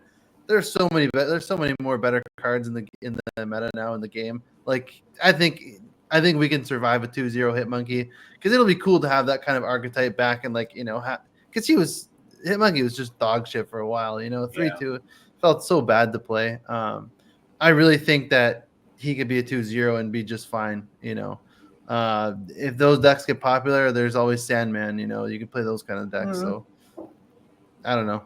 Yeah. I'm happy. Don't get me wrong. I'm happy they buffed Hitmonkey. I would love to see him go back to a 2-0. I think that would be hilarious. Yeah, I mean the bounce stuff. I think these are both good changes. I like them both. 3-3 Hitmonkey feels pretty good. He doesn't feel bad, kid. I mean, of course, 2-3 no. would be much better, but 3-3 feels pretty good. I mean, he plays 3 cards. He gets plus 6. It's a 3-9. Right? It's pretty good. But yeah, the 2-0 was nice. But it's tough into the CLOG stuff. But just overall, I do think the bounce deck kind of deserved some love here. Beast got hit really hard. To your point, Joe, I mean, like you said, you could dodge Killmonger. The bounce player does control priority, which is one of the hard, on top of, like you said, I mean, this deck's so hard to play, like sequencing the wolf, making sure, you don't clog your lane so the wolf can jump, and, you play the Falcon before the, in the right order, and make sure your hand's not full so you don't, cut your drug and put your, Falcon puts the ninja in your hand, and now you have a full hand. You don't draw a card, and, all this shit, right? There's so much shit you deal with. On top of that, you got to play around with priority because if they are a Killmonger deck, then you want to throw priority. But I will say Shadow King is really good against this deck. It just all you have to do is acquire priority as the player with Shadow King, and that should be very doable against a bounce deck because at some point they're going to bounce their cards. So when they do, you usually play Shadow King. And that wolf goes back down, that sage goes back down to 0. Whatever, maybe they're playing a Rocket Raccoon. I've been messing around with Rocket Raccoon, and a couple other top decks have been. You could shoot that thing right back down to 1. So that's one way to combat it. Like you said, Killmonger. But Killmonger doesn't really address the monkey, the wolf, the sage, the big boys, the Ajax, right? So I think maybe a Shang-Chi, Shadow King type of card. You could counter it, right? It's not like totally. It's not like Hela, right? It's not like the old Hela where it's like, haha, here you go. Yeah. Great points. Yeah, for sure. Well, maybe we'll see Bounce come back. I have seen a few players playing it, so we'll see. Next one. We don't have to spend a lot of time on this. This guy gets kicked up, kicked down all the time. It's Sauron. And they did explain it that the reason they did this mostly was for people who are newer players that are in the lower series. I think they put that in the notes for Sauron, that they just wanted it to be a little bit more powerful, have a little bit more power for maybe people that are still in Series 2 or Series 3 that are playing a lot of these Shuri decks. You don't see this much anymore. In fact, I think the only time I've seen decks out there with Shuri lately have been people trying to make that Shuri Kitty deck work again a little bit. I've seen some people playing that. But other than that, I hardly ever, and maybe in Conquest every now and then, I'll see a stray Shuri deck. But again, that could be just because it might be newer players that are playing it. But yeah, I don't know. They gave the green dinosaur a little buff here. What do you guys think of the Sauron buff? I'll say, the kid had his hot take on the monkey. I kind of have a hot take of my own on that kind of mentality of balancing cards. I'll say overall, just up front, I do like this change to Sauron. I think this is a good change, and I'm happy they moved him to a 3/4. Nobody's playing Sauron. Give him a buff, and I think they should buff Typhoid Mary as well. Next OTA, let's get Typhoid Mary some love. I think that card's shit right now, and she deserves better. And I think it's a really cool concept for a card. Some like very serious downside, but give her some power, give her bump her up to 12. Let's see what happens. I think that'd be pretty cool. But it does irk me when they have it in their brains that they want to balance the game around the new player experience, and so like the Quicksilver has to be dog shit forever because it's the new player experience, and Domino has to be horrible, and Groot has to be horrible, and Captain America is still bad. Like why would you not want to give the new players good cards? Let them play cards that are actually pool 1 and 2 cards good, so that new players play with them. They win. They go, wow, I have good cards in my collection. Like, this is great. I could build an actual deck. I could go against someone with a bunch of Series 4 and 5 shit and beat them with my pool 1 and pool 2 Odin Wong deck or whatever, you know? I think that's a really good experience for new players. I don't know what the fuck they have in their head where they gotta cater to the new player. Like, it really pisses me off when they talk like that. And that's my hot take. I really wish they would stop doing that. I know I know a lot of like top people have like think that's good too. Like, like, oh yeah, no, this is good. It teaches people how to play the game. Like, dude, teach people how to play the game with a better card. Give them better cards to play with. That not only will it teach them how to play the game, they'll have more fun because they're actually playing good cards. So I think all the pool 1 and 2, I think they should just try to balance the game, and they should ignore the series on the card. Pool series 1, 2, 3, 4, 5. I don't give a shit. They just try to balance the game. And that's why same thing I was saying with the Hydra Bob thing, where I don't think he would have got this treatment if he was a pool 1 or 2 card. There's no way they buff him a week after he comes up. You know what I mean? Like, because it's just like whatever, just leave him at a 1-4. He's fine. That's what they would treat him if it was a pool 1 or 2. Because he's Series 5, it's like, okay, they got to pay money. We have to buff him. Nobody bought the card. We have to buff him. And that kind of pisses me off. I love it. Gears, guys, really grinds my gears. You may have just given me an idea to create like a hot take segment on my show. That was awesome. That's great. That was a good rant. Sauron 3-4. Yeah, sure, good. Right? I was like, whatever. But no, that's awesome. Yeah, no, I agree. They're always talking about that with the cards, with newer players and all that kind of stuff. Whatever. There's things to do that you can. In fact, now I just saw. I think Zombies shared a post of now that they're giving out bundles again for decks. So, or not giving them out, but they have prices on bundles now in the new verse shop. There's one now that's a destroy one that has death in there, and so some of the bigger cards. So now they're starting to do that, which is one of the suggestions I had. That's awesome. If they want to pay for it, let them pay for it. You know, if that's what you want to do, I can bring it up here quick. They have the new verse shop. The new verse shop. Yeah, it's the one's called Rockin' with Reapers, which is all it's Death Killmonger, Deathlock with the chicken Deathlock, Bucky Carnage, and Hulkbuster. There's an Arnim Zola one with Black Panther, Wong, Mr. Negative, Mystique, and then there is an Iron Man, of course, is in there, and then the other one is Captain America, Rogue, Scarlet Witch, Doctor Doom, and I can't see She-Hulk and Magic. So that one is super expensive because it's all the variants that are the one Hellfire Gala. The Gala variants. But I said that before. If you want to even things out a little bit, if you're still going to make money on it, let Series 3 players, whatever, if they want to play a deck like that, let them pay the money and buy the deck. I mean, it's that simple. And don't make them wait around for the 1 or 2 cards that they need if they can't get a death, whatever it is. Let them buy it if that's what they want to do. So I've said that. I agree with you on that point. It's balancing around the new cards doesn't make a lot of sense to me. I would love to see a day when Captain America is actually better and more playable. And he's really just not. He fits in that one ongoing list, and he's not even that good in there. I agree. But you've given me an idea. I might have to do a hot take segment now on the show. And finally, we have Mockingbird. Mockingbird went to a 10. So she now is Shangable. You can certainly Shang-Chi her, so that's one way to get rid of it. However, I still think she's pretty damn good. She gets out very quickly, and she's just another 10 that you can get on the board. So what do you guys think of the Mockingbird change? I know they had to address it again. This is kind of like Ravonna in a way. A lot of people wanted things that something to happen with this card because it's in so many decks. Even the ones that are played with, the Mysterio one that's being played that's up there in the meta. So many lists that she's been in. So what do you think of the Mockingbird change? So this is definitely a nerf. She's not broken, busted anymore. Yeah. Like she was before, like one of the best cards in the game for sure before. She's still damn good, don't get me wrong. But yeah, the 6 is a big nerf. We were talking about this yesterday. I like how, it's nice that she's 10 power, and I like how she's kind of elevating Scar a little bit too. Yeah. I like how she's an extra Scar target that can come out early and get power or get energy off Scar.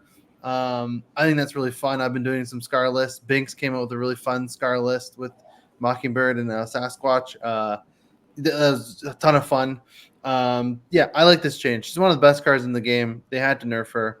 Still a really good card, but definitely worse. And no big deal. Had some good points, which I'll let him go. Yeah, go ahead.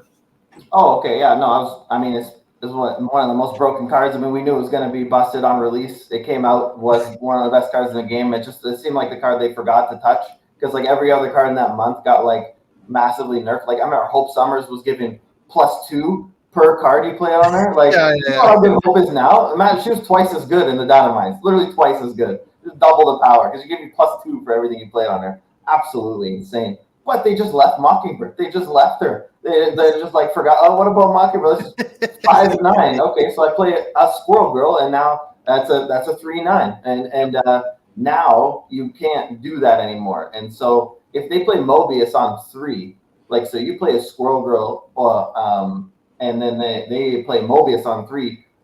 Your Mockingbird's a 4/10 now. You know, so that's like a pretty big difference between a 3/9 and a 4/10 is an absolutely massive difference.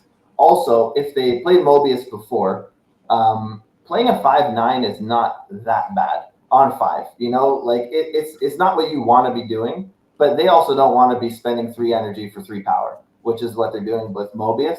So you're kind of on even footing. They played a 3/3, you play a 5/9.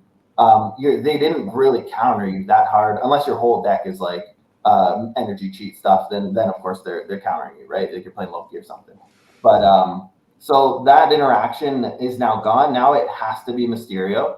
So you have to do Mysterio exactly on turn 2, and then you have to play 3/10 Mockingbird on 3, and so you have to have that exact order. But then even if you pull that off, now you have like you said, Joe, a 10 power card just begging to be Shang-Chi. Yep. And Shang-Chi right now is the highest played card in the game. So pretty sizable nerf here to Mockingbird, but I think definitely warranted, and I'm really happy they did it. And I do still think she's good as well. Like everyone said, you guys said the Scar stuff.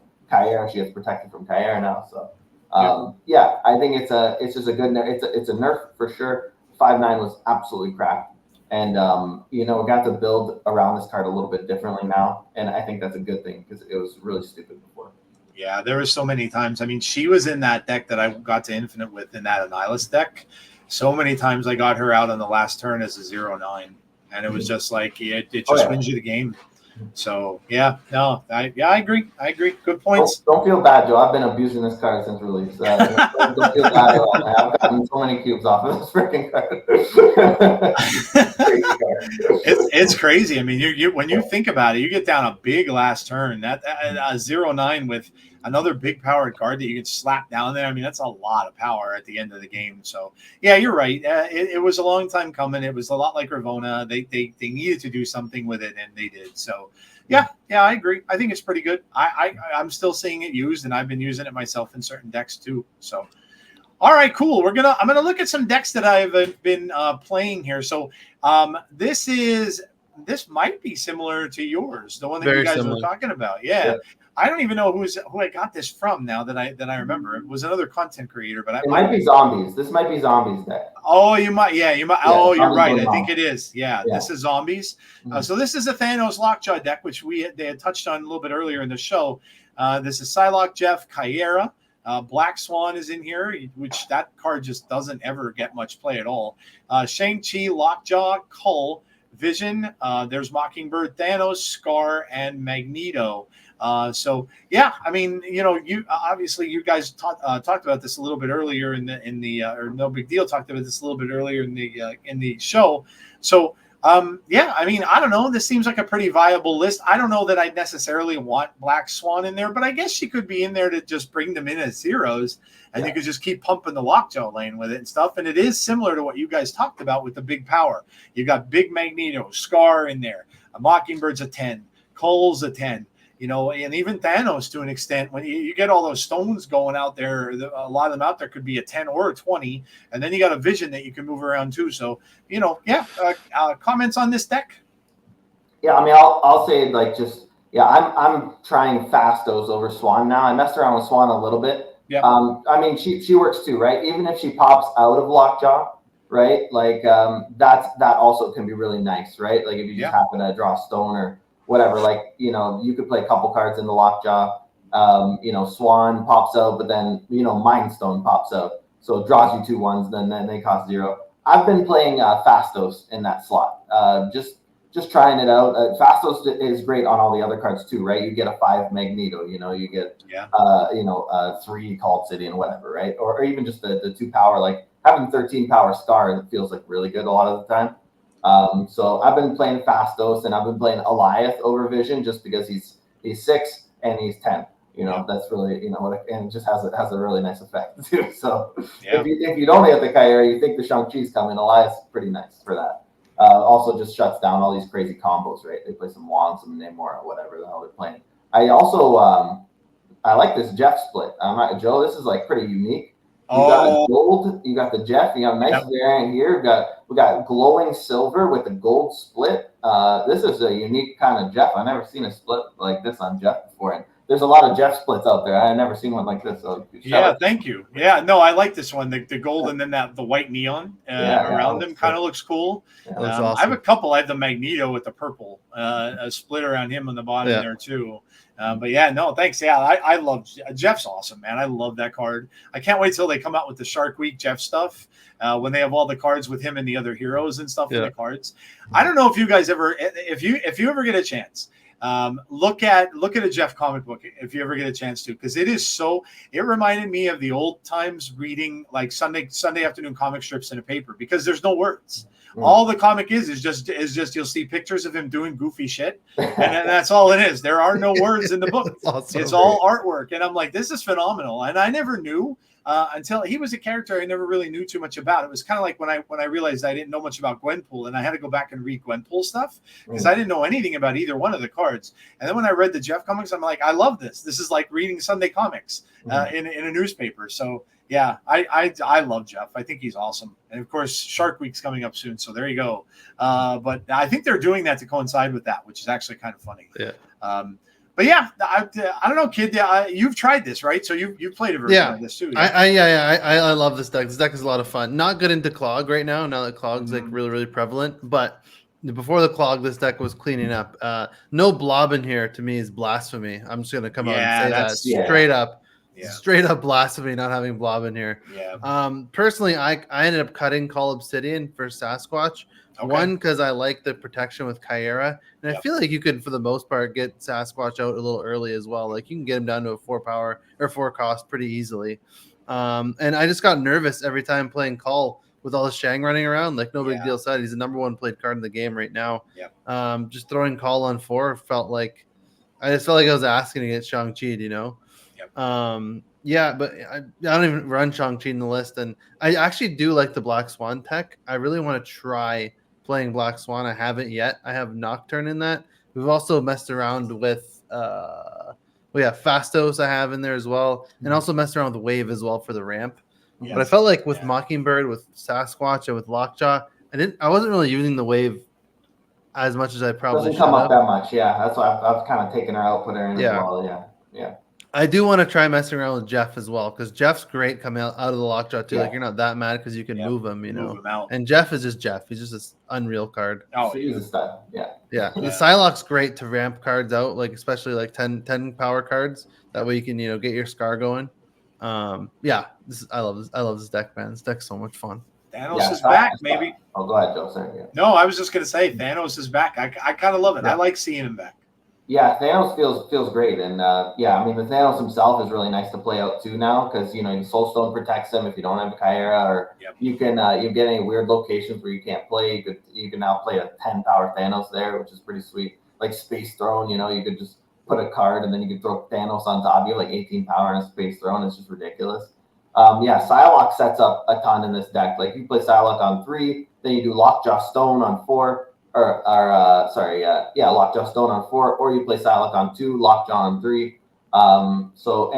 Shang-Chi, I don't love playing Shang-Chi in this deck specifically, because I just don't like it when he pops out of the Lockjaw. It's just almost does nothing. Yeah, it's like he's clogging you basically, if he pops out of a Lockjaw. So at least if a Stone comes out, like a lot of the time in this deck, you get the 20 power Thanos. Like he is inevitable in this deck because you're playing Lockjaw, because you're just cycling through all your shit. So he actually is inevitable because he starts in your hand, so you always have him, and then you actually get to cycle through all your stones. And then Kyra protects him, so you can't get Shang-Chi. So, the 20 power Thanos happens a lot in this deck, and I want to, try to enable that as much as I can. And, I feel like the Shang-Chi kind of holds you back from that. So, I don't love the Shang either. And, Blob's the boy. Man. Yeah. What do I got to say? Blob's my boy, man. Obviously, got to play Blob.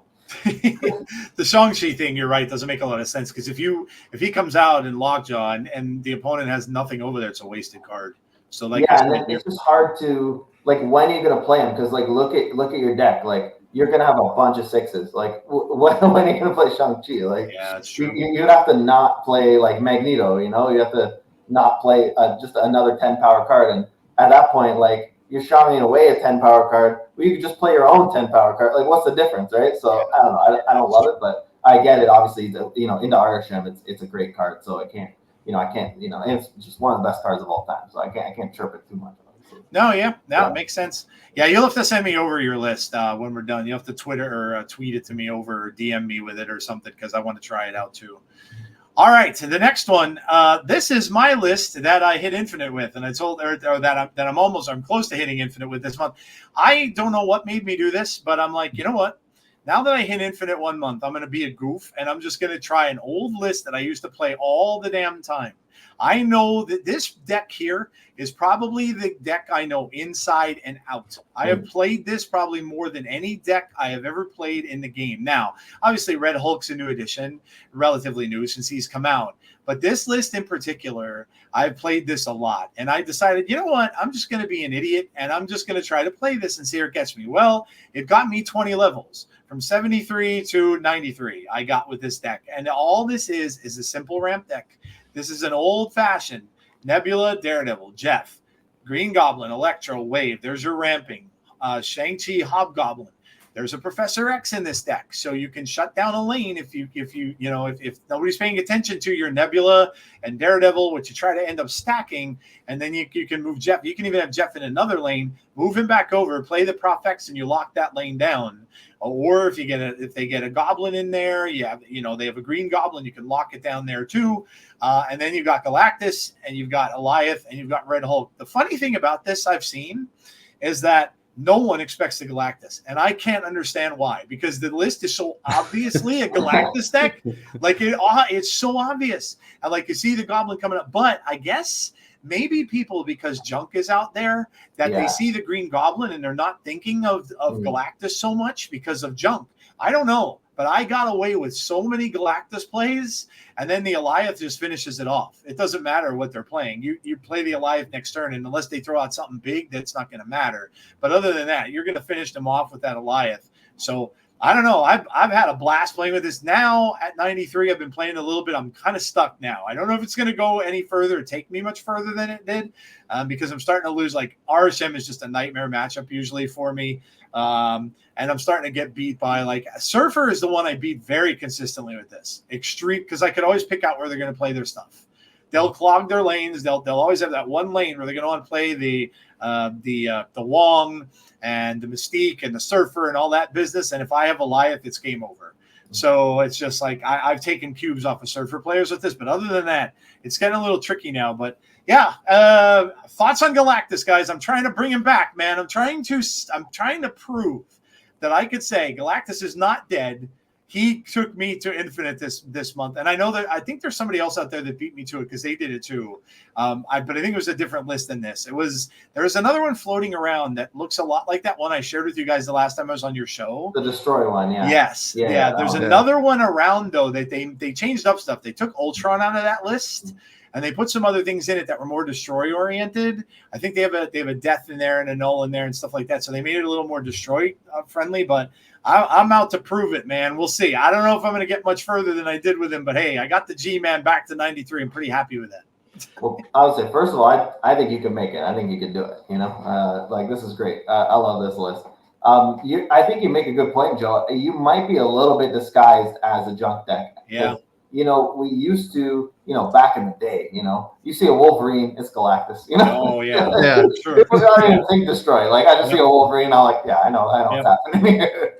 But, like, in this deck, like, Daredevil's kind of fringe junk, but some junk lists do run Daredevil. Like, you know, a lot of the more recent ones don't, but a lot of the ones in the past did.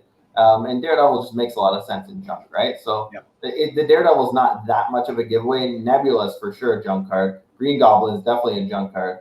And then maybe Electro, you're thinking like, it's like a Cersei, you know, Electro Cersei. Like this was a big, you know, so we just had the Cersei stuff, which wasn't a thing before. I would say Wave is the only real giveaway. You know, Wave, like a good player will be able to tell, like, okay, wait a second, like, okay, Wave, this is a weird, like, just random wave that's coming out here, like, you know, Nebula, Jeff, Wave, okay, you know, I see what's happening. So that's the one that I say, you know, maybe gives it away, but other than that, it's like, it seems really well disguised. And yeah, man, I like this. This is it's cheesy, but it's great, man. It is. I can't tell you how many games I won on the last turn with Galactus, and I'm shocked by it. But like you said, the thing with the Wave thing, usually she's not a big help in the deck unless I have priority early. If I keep priority early on, I play the Wave, I'm getting Galactus out. No ifs, ands, or buts about it. Now I can lose that depending on if they're playing really big cards. If they are, it can come back and bite me. But a lot of times I'll usually be able to get the Hulk out and stuff like that. But I've lost games like that before too.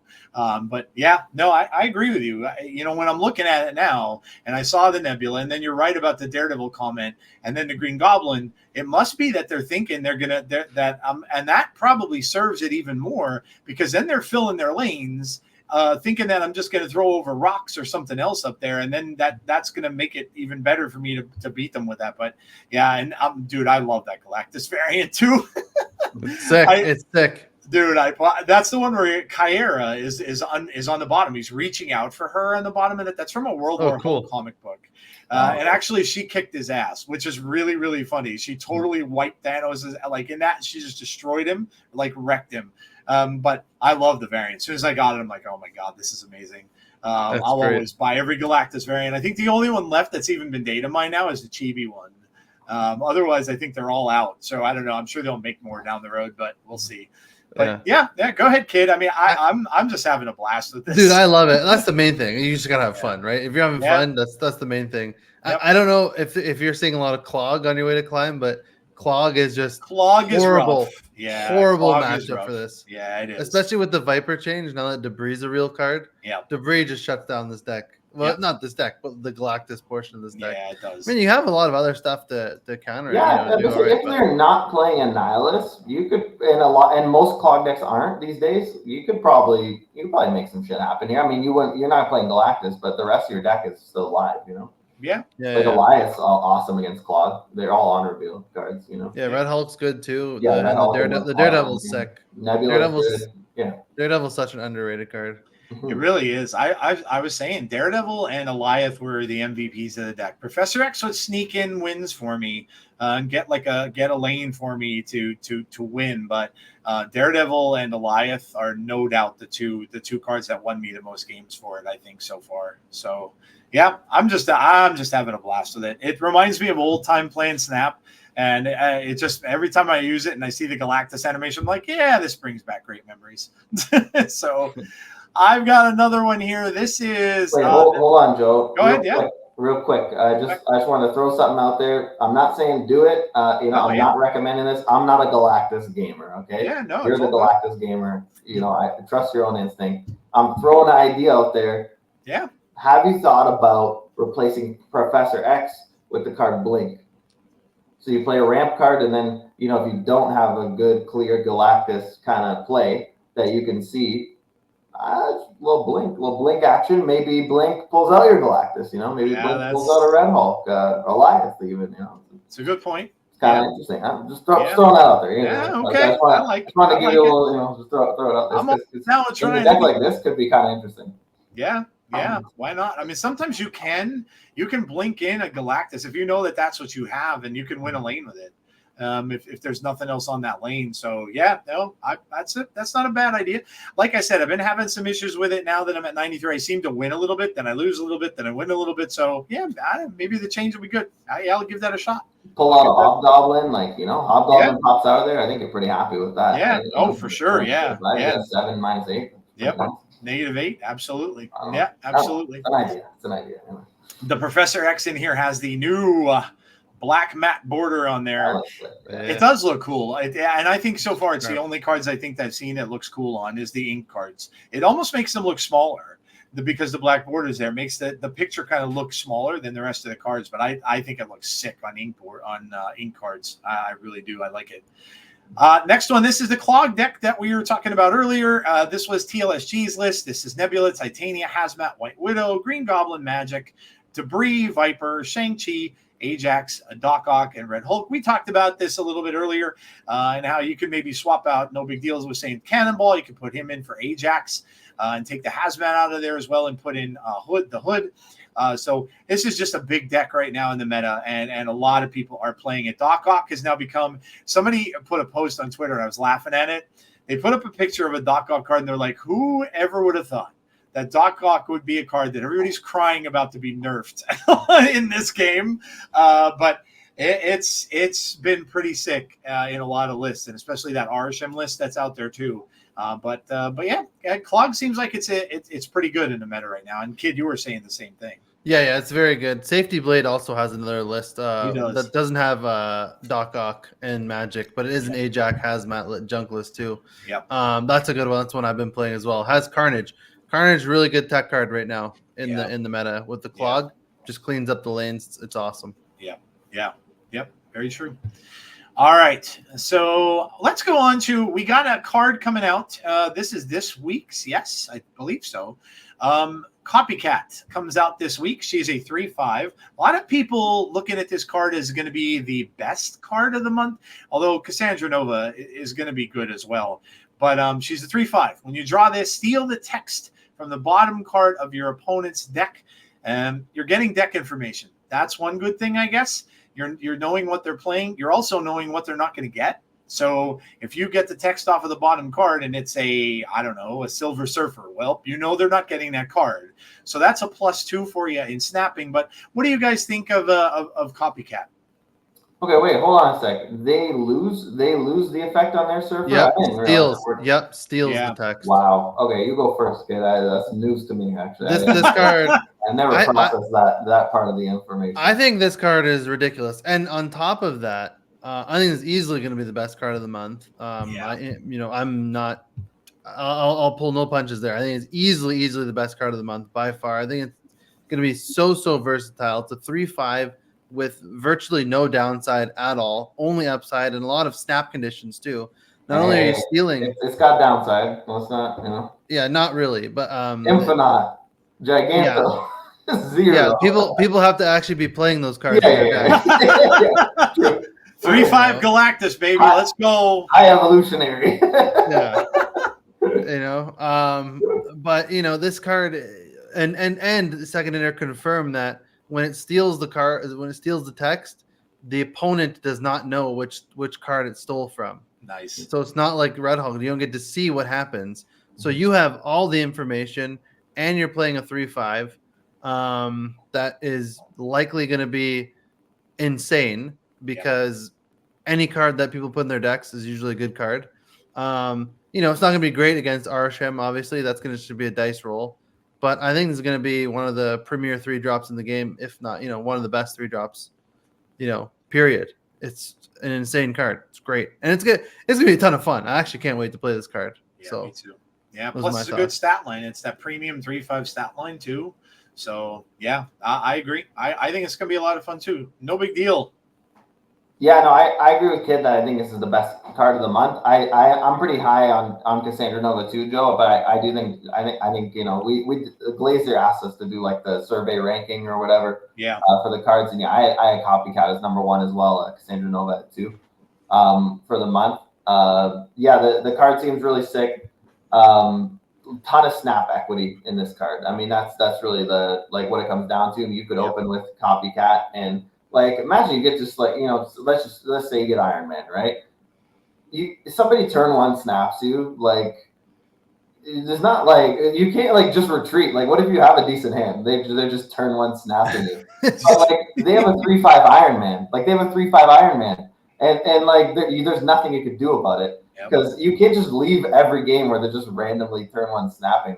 If you have a pretty decent, at least that's how I play. I don't know if I look down and somebody turn 1 snaps me, I look down all right, well I have a pretty good line here. I'm not just gonna leave because I want to play the game. So I don't know, man. It's a pretty powerful effect. I do think it's gonna brick a good amount of the time, but it has a 3/5 stat line to even compensate for that as well. Yeah. If it was a 3/4. I would be a lot more skeptical about it, but the fact that it's a 3/5 and it does this is pretty sick. And this is a very big reason why I didn't spend any resources on Hydra Bob or Ajax, because I absolutely am rolling 4 keys for this card, no question.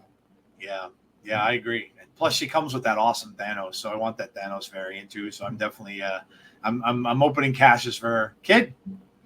Yeah, 100% gonna roll caches for her. No question. Happily, we'll do it. Yeah, I think she's also gonna be good in mill too. I think she might be a mill card. I mean, she's gonna be good in a lot of decks, but mill too. If you hit the nut mill draw, they're drawing out their whole deck, and their last card is gonna be a dud. It's gonna be a leeched card. Yeah, that's true. Not a leech card, but old leech, whatever. It's gonna have no text. So if it is an Iron Man, they just draw a 5/0. Obviously it's an extreme example, but it's it's gonna be a great card. Yeah, I agree. I'm not as high on Cassandra Nova as you guys are. I don't know. Aside from Arishem, with Arishem, she's insane, obviously. Yeah. But you have to draw her on player on 3, and she's a 3/7. So that's if you draw her best case scenario. Now they will get 3 cards that they draw. That are look, I think Copycat's better. I just, if I'm ranking the cards, I think number 2, right? Month. I ranked her number 1, I think, when we did our rankings, I think, too. Yeah, I'm excited as hell for this card. Yeah. The rest of the cards for this month, I was all right. Yeah, I agree. Me too. I think this is going to be a lot of fun to play. I mean, I was thinking about, you're playing against a Tribunal deck. Tribunal's still pretty popular. If you pull one of their necessary cards for that combo, you just win. You just win. Sarah. What if it's a Sarah deck? There's a lot of Sarah running around. 3/5 Sarah would be insanity. Yep. There's so many cards that people are looking for one card. Now, like I said, Arishem, of course, is different because they're just getting everything. But you're looking for that one particular card, and your opponent gets it with this, and now you don't even know that it's lost. It's that's a big advantage in a game. So yeah, I agree. I think she's going to be a lot of fun. So and no big deal said, number 1 played card in the game is Shang-Chi. Did she get 3/5 Shang-Chi? White Widows ever? She becomes a White Widow. She could be a Sage. She could be, Nebula. Doc Ock Leech. Yeah. She could be Doc Ock or a Leech. She could be the Hood. All these cards that are a Nico, that's a 3/5.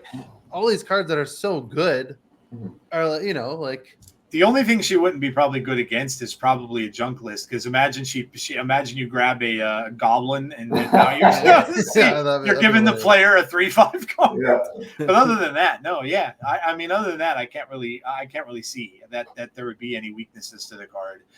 It is really good, and I think it's going to be a lot of fun to play. So so she comes out this week. She is in a cache with Thanos. That Thanos is amazing. That's a comic I just read not that long ago.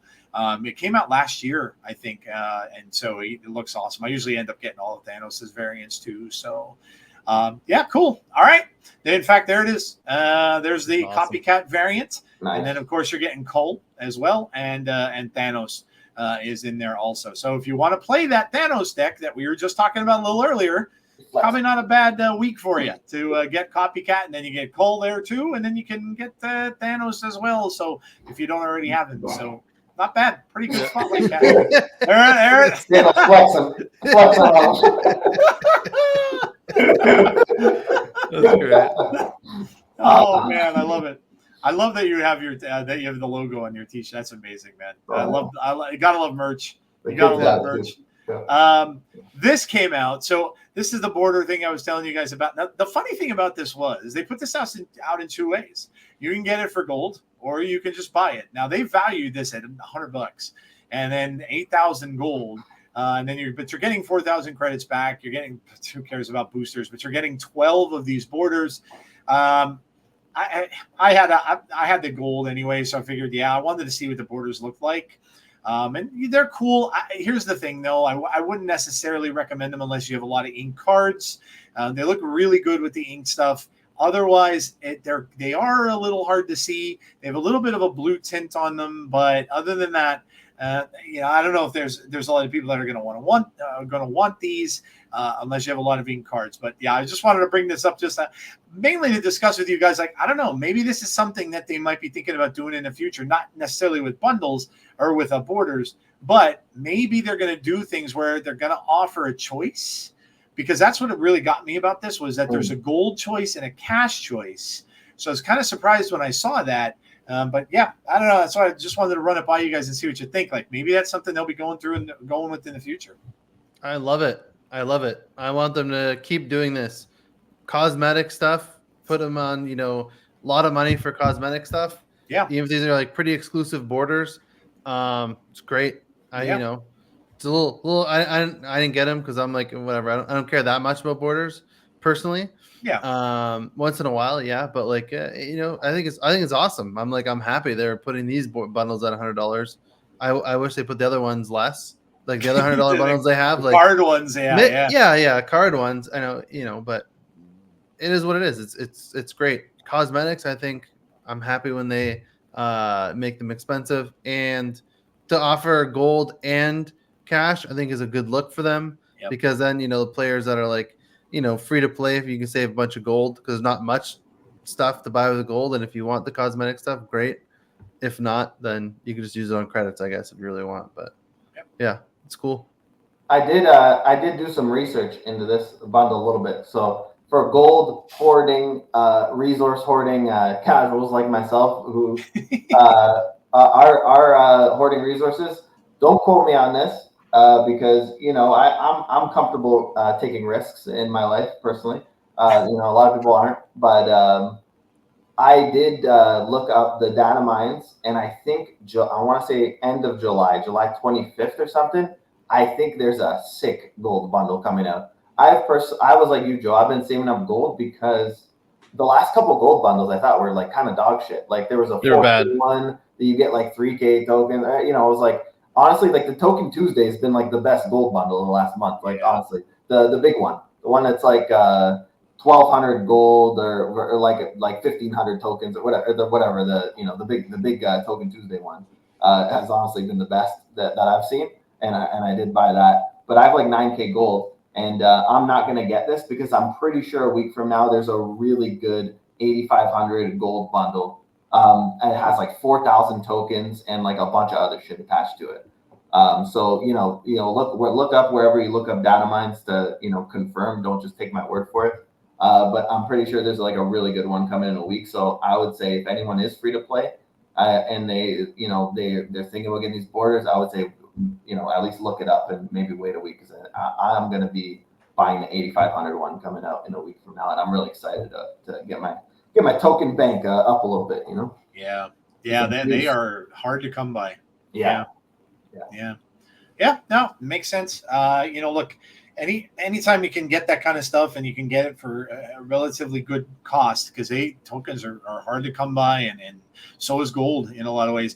I didn't even realize it, because sometimes those caches on the collector's thing, I leave them go, and then I'm opening them and I'm like, wait a minute, was this always 50?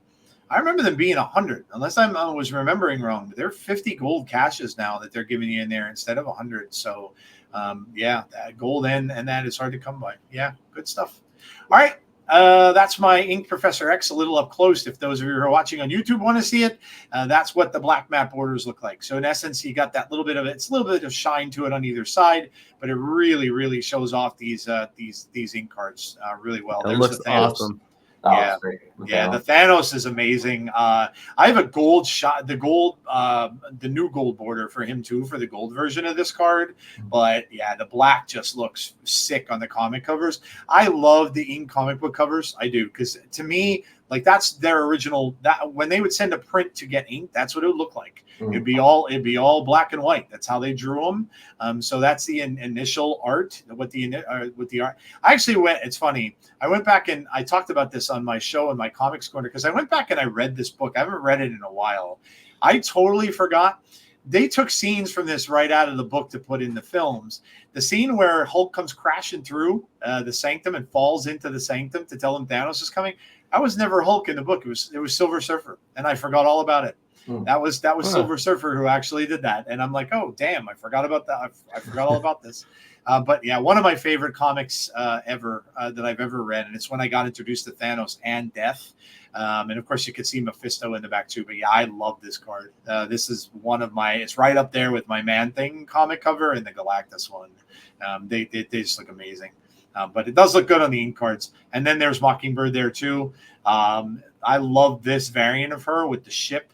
I think it's a really cool variant the way it is, and it just looks really, really cool done in black and white too. So 3 uses of it, but like I said, if you're not, probably something I would tell you to stay away from unless you're really into the ink stuff, because I think it just looks pretty good on the ink. But other than that, it's a little. If you like the borders, pick it up. I mean, Yeah. Oh yeah, for sure. Yeah. I mean, shit, you get 12 of them. Why not, right? The only thing is, and we're going to get to this in a couple of minutes here, but the track for Cassandra's card is going to have a lot of borders on there.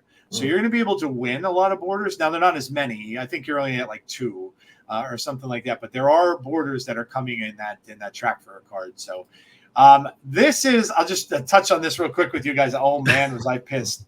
I was so mad. I won at this Eliath card in the worst way. I missed out on the Eliath Spotlight variant where he had the little smiley face. I don't know how I didn't get that, but I totally missed it, and I'm pissed I did. But like, I have very few Eliath variants. I only have the Dan Hip, and I have the first one, the Spotlight one, where he's kind of standing up. It looks more like he's like a ghost, like in that one where he's kind of standing on the ground. But I'm looking at this and I'm like, man, I want that Eliath. So I see it come up, and I'm like, all right, I know I have enough of these cards already. Some of these the ones from what is it called? It's not Pandard. So I have some of them already anyway, and I'm like, all right, I should definitely be enough, or maybe I'm within one where I can get the card. And then I open this up and I'm like, you SOBs, you switched it to the end. Instead of the Green Goblin, which I got. You can see there, I got the dumb goblin thing, which I don't even care. I don't even want him. It's like, I don't even know what that expression is. Like, what is that? what are you putting that out there for? Like, ooh, you surprised me with something? Because that's what he looks like. But, oh, my God, I'm so mad now. And these are so hard to get sometimes that, like, you may not see these come around forever, and I'm short 4. And I'm like, oh my gosh, I'm never going to see this card now. There is another variant of Eliath coming up, which looks similar to this. It's just showing his head. That's coming in a Spotlight Cache. I think it's in the Symbiote month, or the Spider-Man month that's coming up with Madam Web. But still, I was so mad. And I don't know what are your thoughts on this? I've heard some people say they think they changed it because it's a Series 5 card. And they didn't want to give a Series 5 card that soon in a collection track. So they pushed it to the end. I don't know if that's true, but of course, a lot of people that after I put it out there, so many people are like, no, they just want you to spend all that money, man. You're going to be spending that $1,200K or on each of these variants that you need, and they just want you to do that. But I don't know. Maybe it is the Series 5 thing. But yeah, what are your thoughts on it?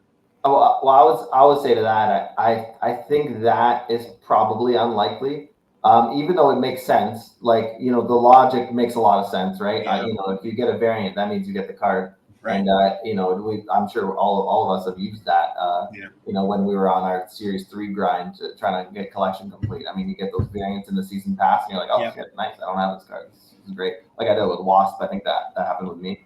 But I think most people who are at 9 out of 12 on any album is probably really close to collection complete, if not collection complete. Yeah. I think it's probably like under 5% that aren't really close to collection complete that have 9 out of 12 on an album. For reference, I'm over 14,000 collection level. I don't have 9 out of 12 on a single album, like zero of them. I don't like 8 is crazy to me. Like even seeing you with 8, like I have a couple that are like 5. I think I have 1 6 where I got the second thing. I have a couple 5s. They're mostly 1s and 2s, and I'm at over 14,000 collection level. So it's like most people probably have a Goliath already that are getting to 9 out of 12. So I just doubt that's the reason. Right? But yeah, who knows what the reason is? Yeah, what do you think, kid? Yeah, I don't know. I guess you can look at it either way because some people love the emotes, right? So I bet there's a lot of people that are happy that like, hey, I can easily get the emote now, and like they're probably like, oh shit, I was gonna have to get 12 to get the Green Goblin emote. And then there's some people like Joe who are like, man, I really want that Goliath variant. I'm pissed, you know. So I think there's people in both camps. I think they're just trying different things because usually in these albums, the emote is the last one. You know, I think the Dan Hip Werewolf by Night one, the werewolf was last too. Yeah. I don't remember if that was a 12 one or if it was just a 9 album. I don't remember. But okay, anyways, Goliath was 6. Goliath would be 6 then. He'd be 6, yeah. He I was. guess that's a little more supporting of the conspiracy theory then, because you could spend a little bit of gold. Yeah, you could spend, buy a couple variants, get unlock Goliath. I mean, I guess that makes sense. Yeah, they had them reversed initially, and the thing is, it's still on there. Somebody brought it up to me that it's still on their page. Whatever they previewed this as, wherever it was still on their page, having him 6 and the Goblin 12th. Yeah. So, yeah. But then it's to Kid's point. I don't think they'd be mad about you spending 6 times 1,200 gold to get a live. I wouldn't think so either. Yeah. I don't think they're mad about that. I think they're happy about that. Yeah. True. Let's be honest. You could be right, Kid. Maybe they just did it for the fact that so many people bitched about not being able to get emotes. Yeah, I think so. Yeah. Like it gives them, and they're putting them in the season pass now too, which is nice. They are. But Yep. I like to look at this as like not a malicious thing, because I don't know. I'm trying to think what I would like more. I kind of like such them a both, stupid looking emote, though. It's like it's kind of why I love it. Yeah, I would say personally, Joe, I would use this emote.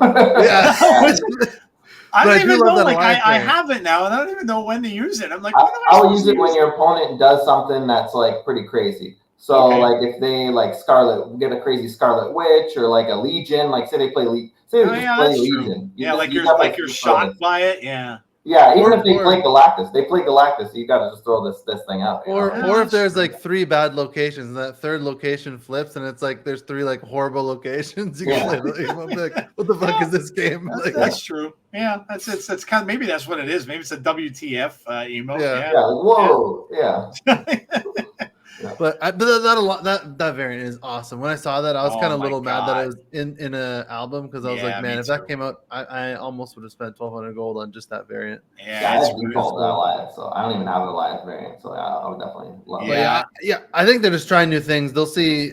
They're just getting data points. I think they'll see how many people buy to get the variant, how many people buy to get the emote, and they'll see what they make the most money off, and that's what they'll do going forward. I think in the albums probably. I don't want to tell you what my collection level is because I just it's bad. It's just having fun. Although when I told some other people, I'm like I wasn't nearly as bad. Like they were double me, and I'm like, oh my god, I'm wait, I'll pull it up in a second here. I'm 19.3. I'm at I'm way above that. I'm at well, let me see. That's great. 30,304. Nice.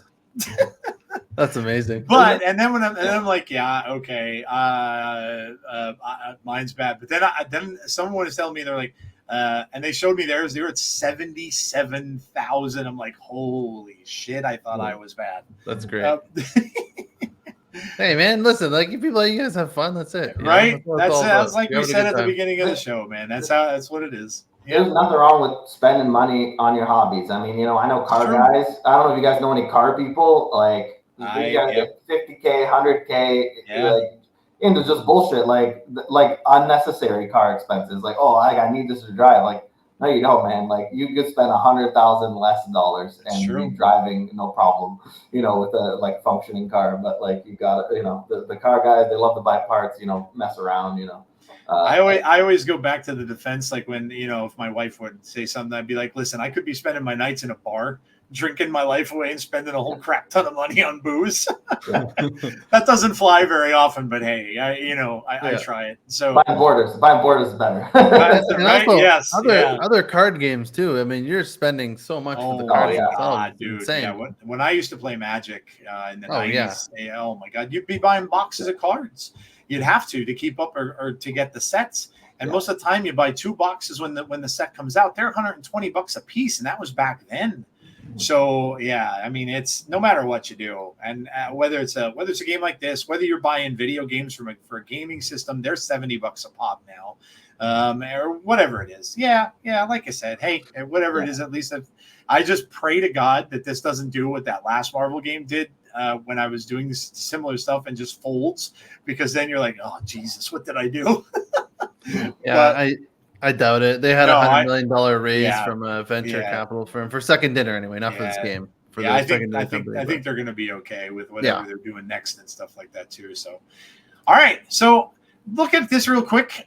This is the track that got released. This was, I think, on Snapzone, if I'm not mistaken. This is This is the Bubs, and then the list for the upcoming Deadpools Diner. When does that release?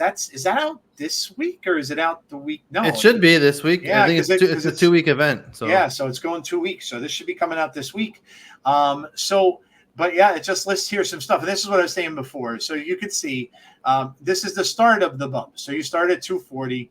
200 credits is a reward. You get 2 red matte borders. So they're like those black ones, but they're red color.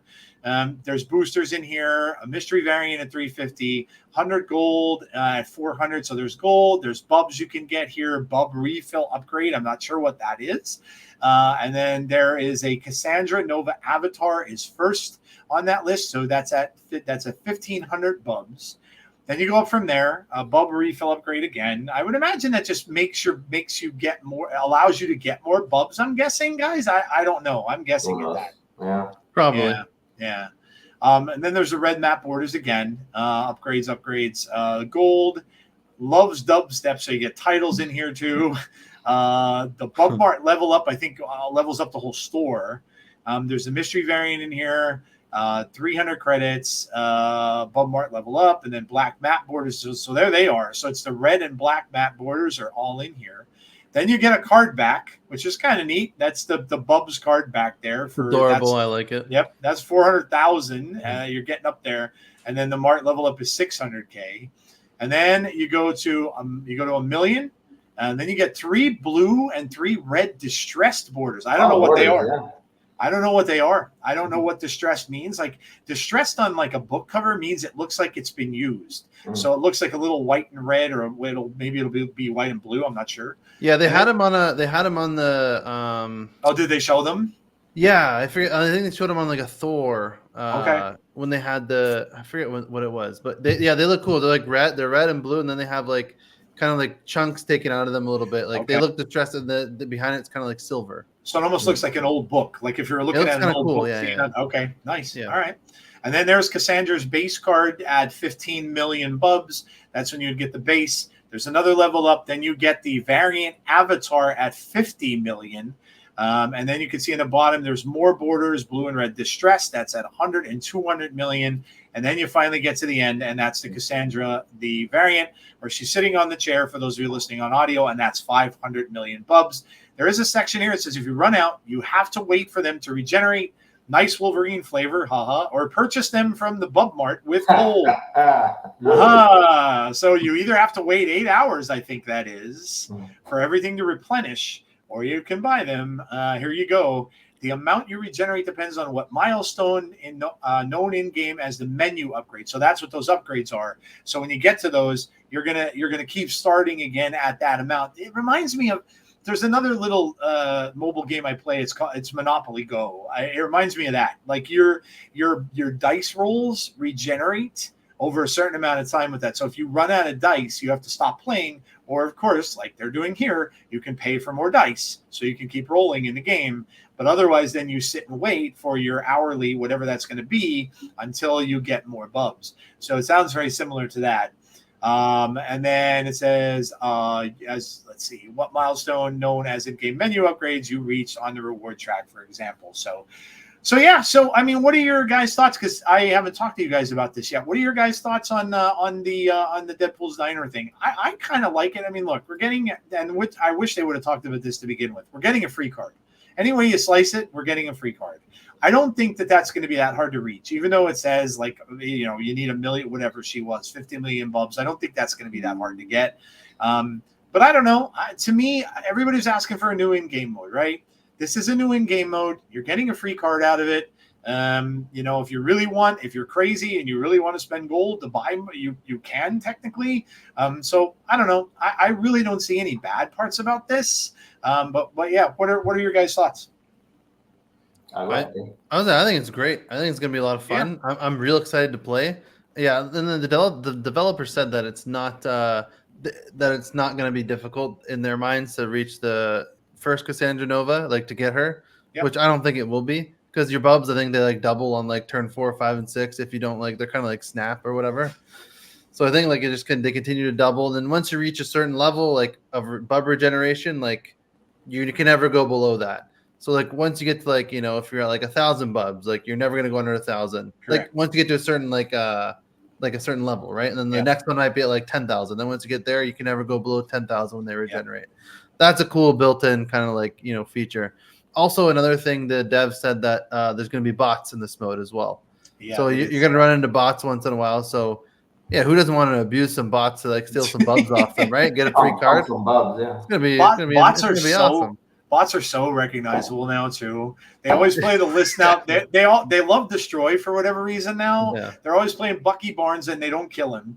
And then they're playing. Then they end up playing something they do destroy, and out comes an angel. When you see the angel, you're like, "Yep, that's a bot." Yeah. Or when they discard their Hella on like turn 1 with Blade, you're like, "All right." But yeah, I'm excited for this mode. I'm gonna have a lot of fun with it. And yeah. So on the surface, it looks like it's all good. I can't say anything bad about it. And, you know, I think it's fine that they're letting people buy bubs with gold as well. You want to spend your gold to get some bubs? Yeah. Great. That's awesome. Yep. Agreed. No big deal. Yeah. I mean, I'm pumped for this, man. I'm excited to get in there, start grinding for some bubs, you know, do something a little bit different. You know, this kind of ladder grind, conquest grind does get a little bit monotonous. But I mean, the nice thing about that is that, it's only 2 things to do, but the meta is always changing, so you know, it is nice. You can just play different decks every day almost, if you get bored, which is also really nice. Why I keep coming back to Marvel Snap, and I do think you know, kind of the two main issues that Marvel Snap has is the early player, you know, kind of pool 3 experience, and I think it's really great that they're doing bundles in the Nuber shop, like you were bringing up earlier.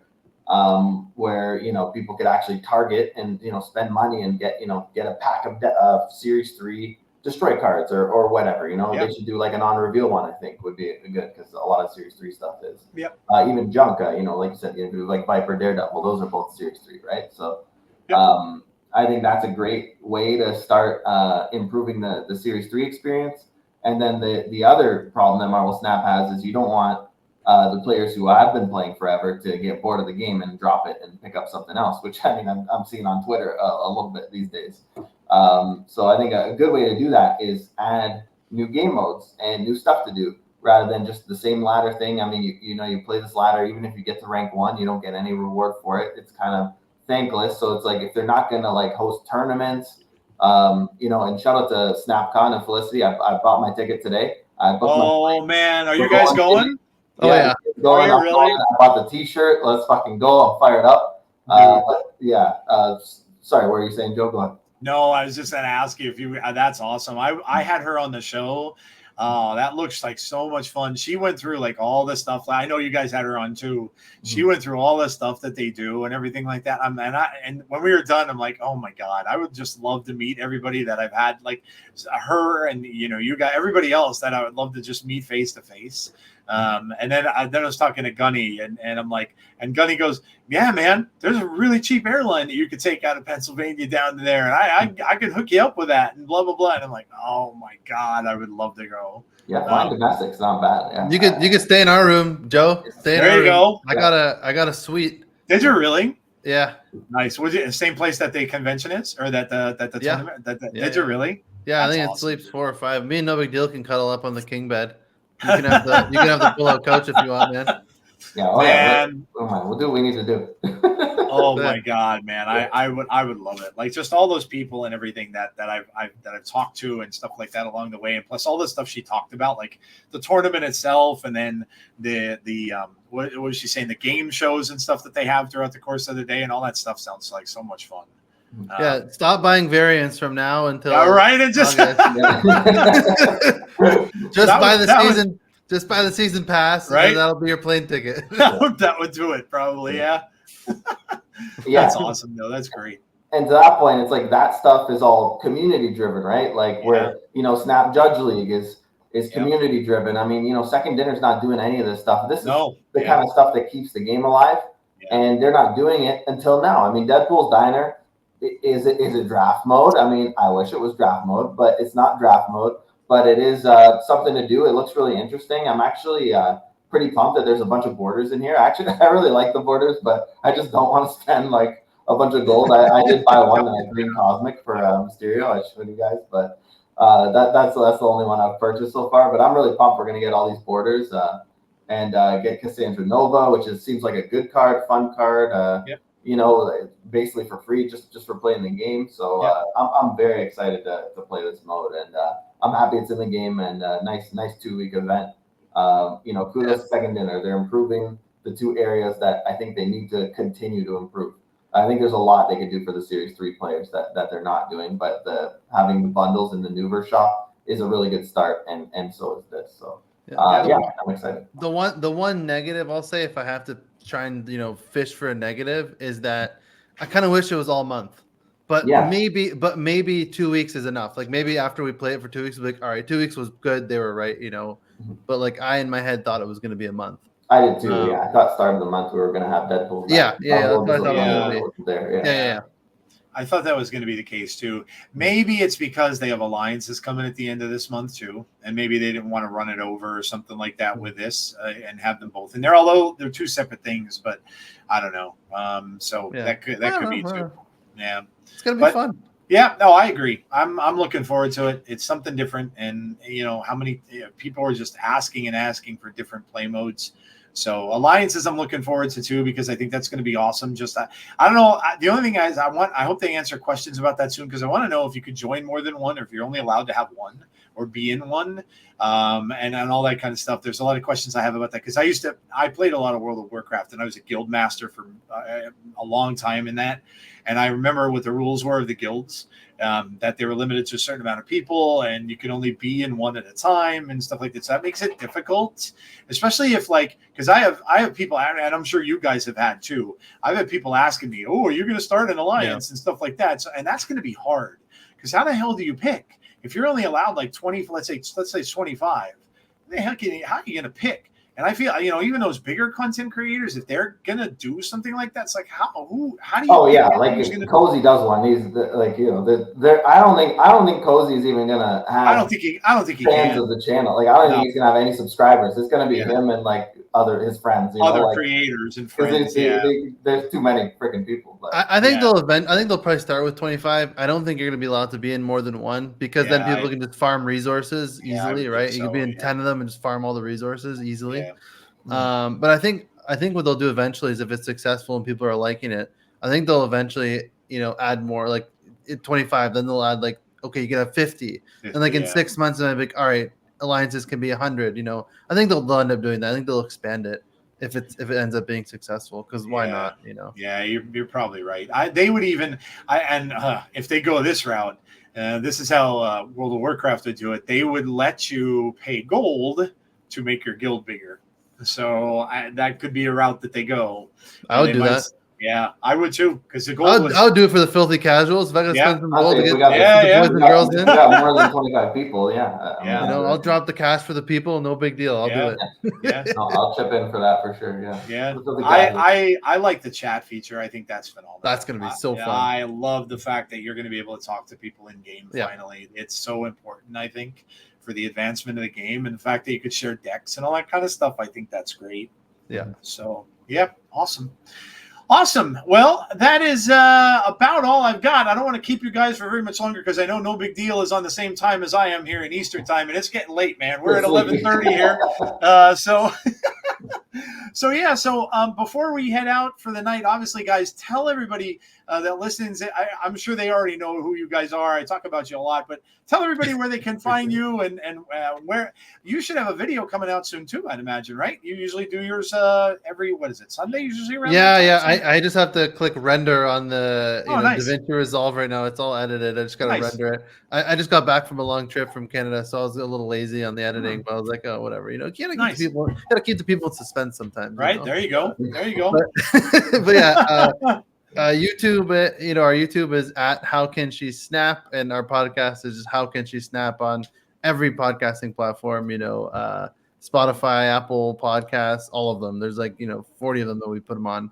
But yeah, we just like we cater to the filthy casual. We have fun, we screw around, and that's it. We don't take anything really too seriously. But yeah, Joe, man, always a pleasure, man. Thank you so much for having us. I love talking to you, man. I'm so excited. Absolutely. These guys are so much fun. I watch their show every single week, and they definitely do. They have a blast at everybody that's on there. And all the people who have come on my show, a lot of times I'll ask people that have been on their show to come on my show. When they come on, and they say nothing but good things about your show that they've been on there. So, yeah, you guys are awesome. One of the best, if not, they are right up there with the best shows in Marvel Snap. I will say that all the time. And I've said this before.